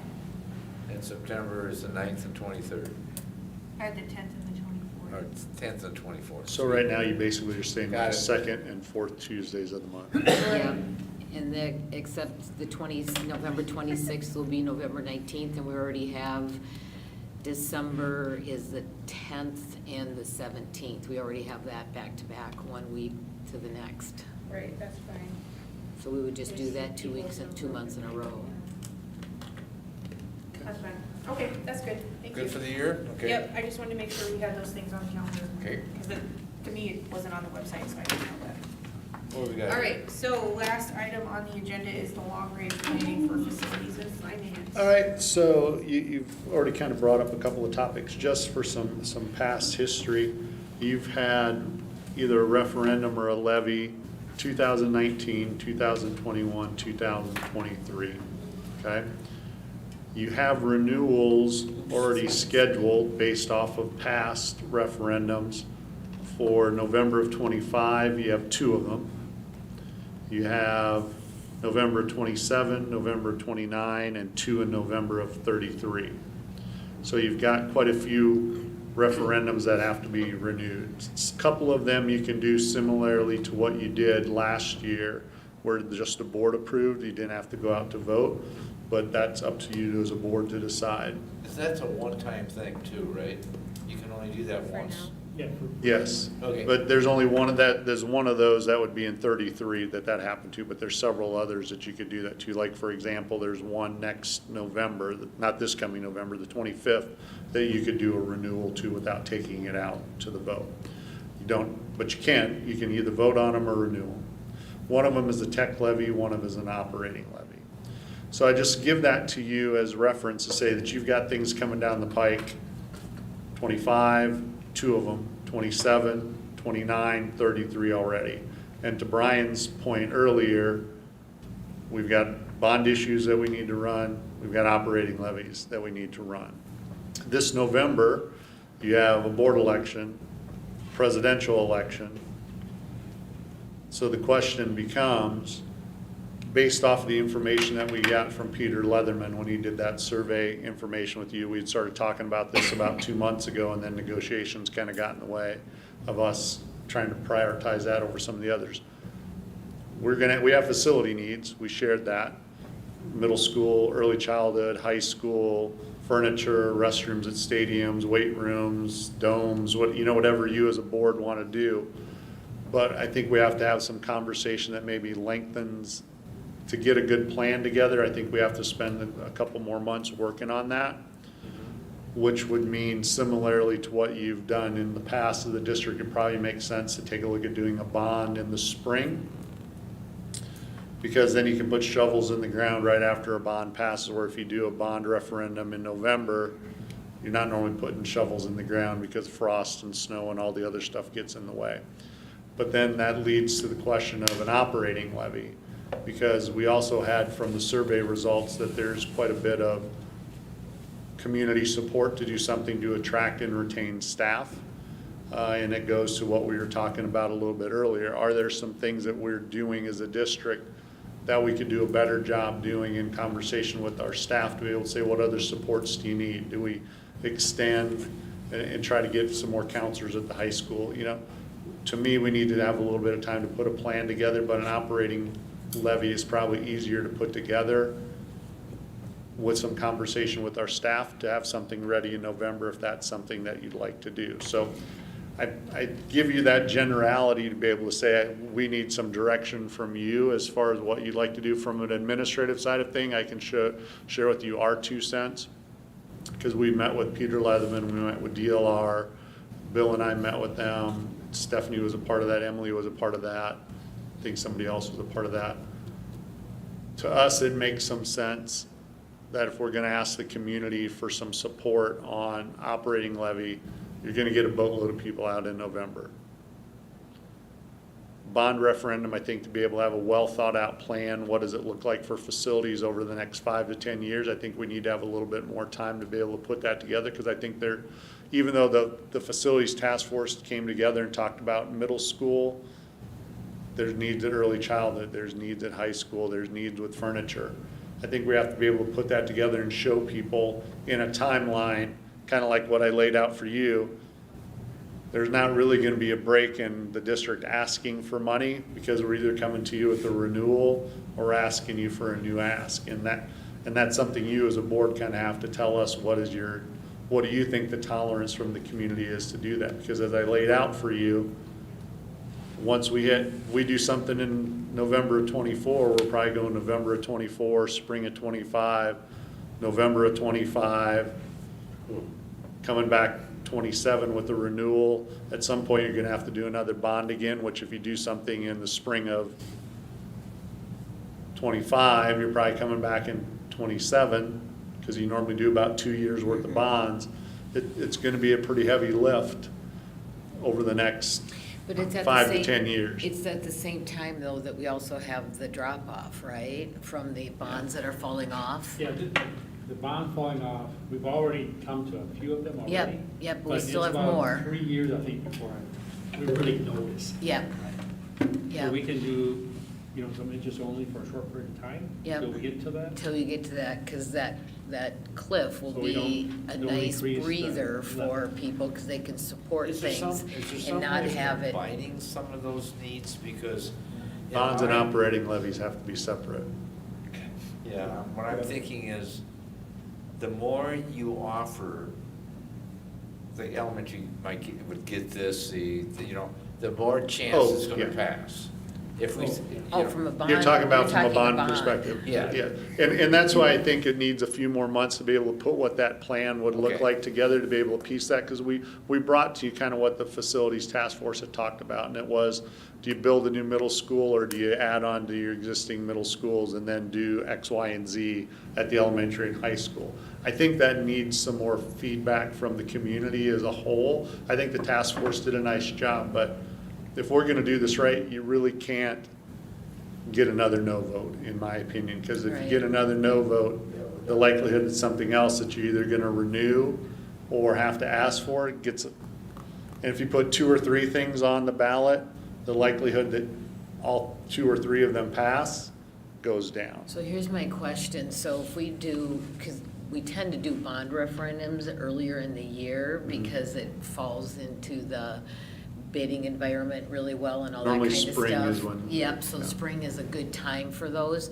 So if we did a bond referendum this spring, or late winter, early spring, then would be able to get through a year and a half without having to do a levy referendum? We could do a No, levy because referendum. 25, you turn right back around and you've got 2 renewals. You've Oh, we got the got tech 2 levy and renewals. you've got the operating. That's what you were saying, so. So what I was trying to, I'm sorry? I feel like we're already behind. We are. We are. What we need to do, so I don't think we can wait. So to me, what we kind of laid out is that we put together an operating levy plan for November. Come back in the spring, have a bond referendum item. And then you've got your renewals, that we're not asking for anything new, you've got your renewals that come back the following year. Yeah, So all you're asking for is a renewal instead of something new for a year or Yes, two. yes. Then you can come back with either another new operating levy or a new bond referendum, depending how quickly we grow. So if we Because did it- we've got renewals coming almost every 25, 27, 29, 33. so you're asking for the renewals, and then in spring of 2025, a bond? Yeah, I think. Now, what I'm saying is you're probably asking for a new operating levy this November, Yep, which is 2024. Bond referendum, spring of 2025, Yep. which is this coming spring. yep. Renewals, 25, and then Oh, you've got. got it. Then you've got a little bit of downtime, 26, then you come back in 27, you've got another renewal. You'd have a little bit of a window in there, Because if you get a bond referendum in the past, it's really 2 years of construction to get stuff done, and then you're probably back in 27 with a similar pattern, which is a renewal and a new ask. And so then the asks are asking for it when we need it, not ahead of time Pretty much. and stuff like that, yeah. But to Kim's point, we're kind of already behind, so Yeah. we're, that's why the community is not really gonna get a breather until probably 26. But I think that's where the messaging comes into place about what their the tax cliff looks like. So what, so how soon could your team have something ready? Because I feel like with the last levy, like, Yep. I felt like we were behind on the messaging for it. So like, it would be Yeah. nice to have some of that starting like this summer. when Yeah, we're well, talking that has about to it. start this summer because early voting starts in August. Correct. So really what you have to be able to do if you're gonna run a bond referendum Does it or start a in levy August? referendum. It's September. September, I'm sorry. Yeah. But you have to have it ready to go before August because it's September. Yeah. It starts in, I meant Oh, yeah. August is Yeah. when you have to have it ready to go by. Yeah. So really you've got a couple of weeks this month, most of July, to work with our association to put together some conversation with our staff, to be able to say, what does that look like if you want to run something in November? If you say, hey, we don't want to run anything in November, then I'm just telling you from then on out, you're probably not getting a break. You're getting, I think there's got to be something done with facilities in spring. Then you got your renewals, and I don't think you want to ask a renewal and an operating levy new at the same time, because that I support the plan. increases I feel like more. I'm with ya. Yeah, the Yeah. operating levy makes sense, given, I think we carry on the momentum of the support of the community of our staff. And so that feels like there's some momentum there to help us move forward. And if it doesn't make a difference whether we approve the bond in November versus spring, it doesn't change the timeline. Makes Not a whole sense to lot. separate it. But it And gives that us a would little bit still- more time to put a specific plan together related to facilities that shows people exactly what it's gonna look like as Right. things move forward, instead of just saying, well, middle school is what we know we need to address next. Well, maybe it gives us time to say, well, if it's middle school, well, what do you want? Do you want a new building or do you want additions? If you want, and the total dollar amount is kind of what Brian asked last time we talked about it. The tax tolerance of people may change between now and then too, so we have to be mindful of that. Well, and I think if we know what those timelines all look like when we're going out, we can share it with them too, so they're not surprised every time we come out with a new ask. And that's part of that, as you've heard me say, we've been dealing reactively. Yeah. To me, we've got to put together a more proactive Yeah. plan that lays out for people what we think it's gonna look like coming down the road. So it's not a huge surprise for people that a renewal's coming, a new ask is coming, a renewal's coming, a new ask is coming. Like I said, it's gonna be something that as a district, we're gonna be asking for either a renewal or something new for the next foreseeable future to into the People 30s. see Are we the- okay people with see him the going growth. ahead with that this fall, for an operating levy? Can I just clarify, does whatever is done at the middle school level, if it's, because the third grade class next year is the big, where we see them, right, when they get to middle school? Yeah, that's- Yes, it's one So of our sixth bigger grade, so that gets that it gives us done?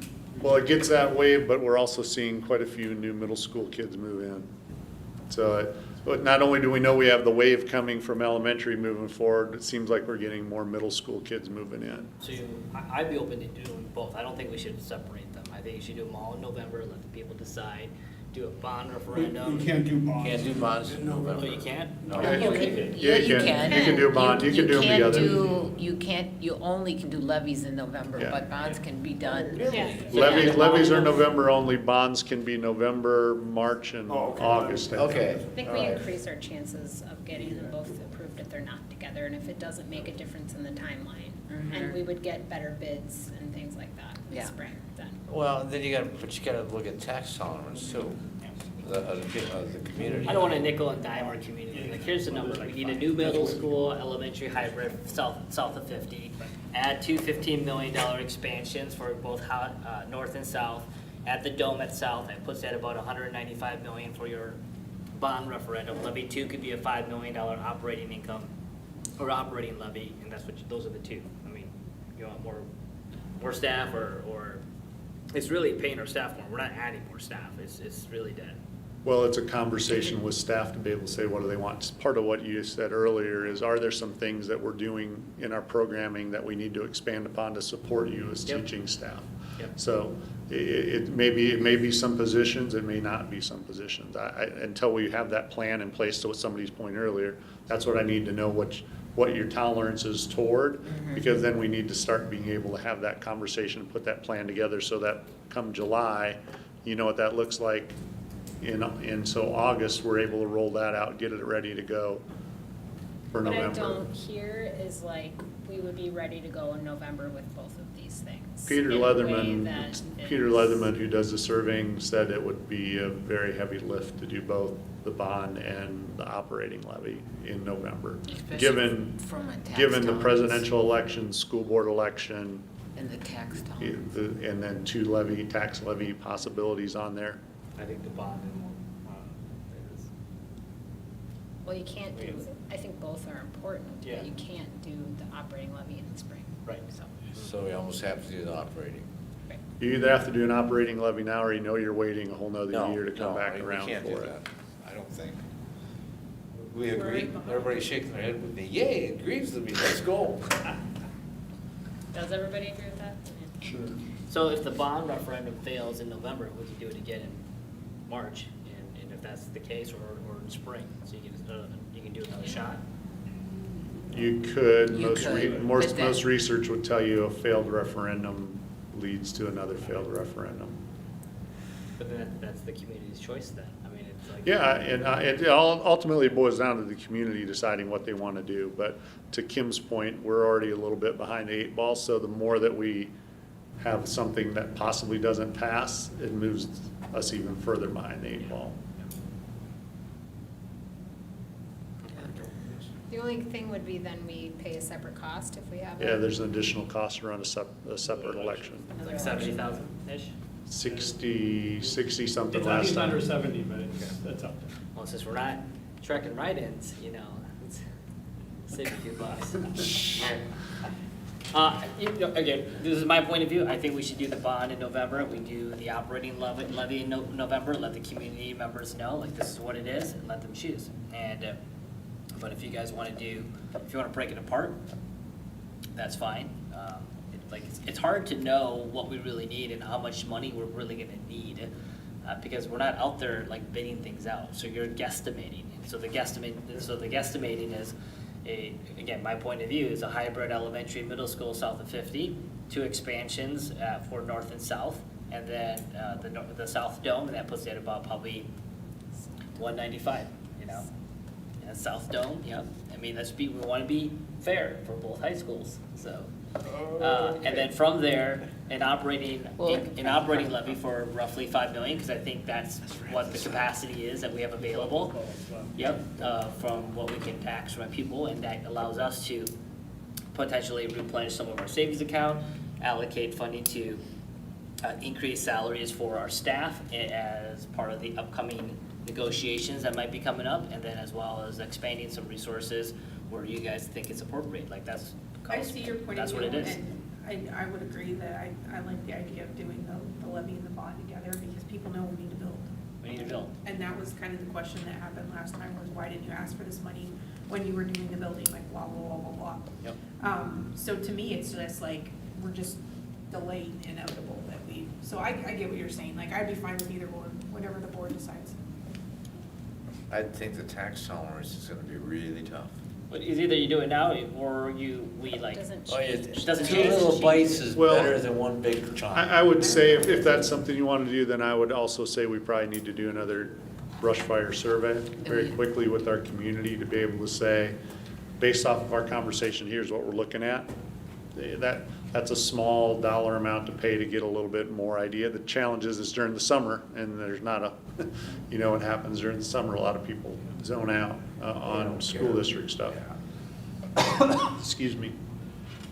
I feel like if we have advice from Peter about how to approach this, that feels like the most important thing is that we pass both of these things for him. Yeah. And I think it would be, if we fail it in November, that would be a hard, even if we were to come back in the spring again, people would assume there's intent to, I just feel like there's, the most important When thing. we've had would be several is- levy and bond on at the same time, a lot of times they fail, so. It gets confusing. Let's just say, I'm just saying that, I'm just trying to Yep. provide the facts. You're You guys right. can do what you want. It gets very The confusing. only other thing I would say in regard to that is if you put them both on, then I would make one contingent upon the other. Ooh. That's it. Well- Let's go to well- Vegas. Are you? Well, I'm just saying I'm on because, that. because if you don't have skin in the game for both, Yeah. then it makes it harder. If you say the operating levy doesn't pass unless the bond levy passes, because part of what's gonna happen with the bond, there could be some additional dollars that's needed for some staffing that then you're not having to come back and ask people for by having that. So if that's something you wanna do, to me, you have to make, similar to what we did with the last one, you make one contingent upon the other. I'm just saying if that's the direction that you wanna go, I think we'd have to play that scenario Well, out I mean- to be able to have that conversation as well. Either, so you've got three options, either separate them, put them both on there and let them run individually, or put them on there and let them run contingent, one upon the Well, I other. do believe if we do them together, they'd have to run contingent, but the voters don't like that because it doesn't give them the option. Yep, They're- it they're makes, being it makes it forced. feels forced. And Yeah. I mean, I Whether you really wanna build another support. middle school or you don't. I support, well, it's not as easy as that, because there's like 99% of the people don't follow what's happening, so there's a lot of education and communications that needs to go out there. And the strategy takes time to build and to communicate to the voters. And so I think, I think Peter Leatherman's is somebody that's been in the game for a long time, and he knows what works and what doesn't work, and I value his position on this stuff. If we separate them, I think that gives staff an opportunity to really tailor the communication to the two things separately, as Yep. opposed to something I think that was probably confusing last fall, like people couldn't understand question 1 versus question 2, and like this would just be, this is what this is for, this is what that's for. If it doesn't impact the timeline of when the school would open, I say we do it Question two is Gonna cost money. especially confusing. Well, and I think part of that was we didn't have enough time, the timeline of that was. But even on the ballot, the way they do the ballot Yeah. is. That's Yeah, why we it would don't be have- nice The to legislature have needs to one change it. thing It's to just Yeah, vote you're on, right. one thing to vote on at a time. I mean, it's really bad, right? It's terrible. So what would people like to do? Because I think we need to make this decision so that we can start moving. What do you got? I say one at a time. One at a time. That's the. Dave?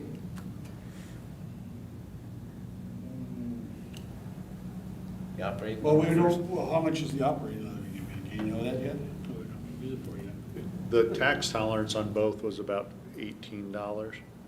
But how many million? That makes about 5 million, to Brian's point. I think it was 5. I actually just sent an email to the elders to get. Yeah, I'm okay with that, but. That's 3. But you guys make a good argument about putting them together to contingency, so, That's what it is. you know, Judy? I already said I support Operating. Leatherman's recommendation of doing them separate. That's That's 4. the majority, so, there you go. Okay. Okay. I will start the process. Levy in the fall bond. that's what Okay.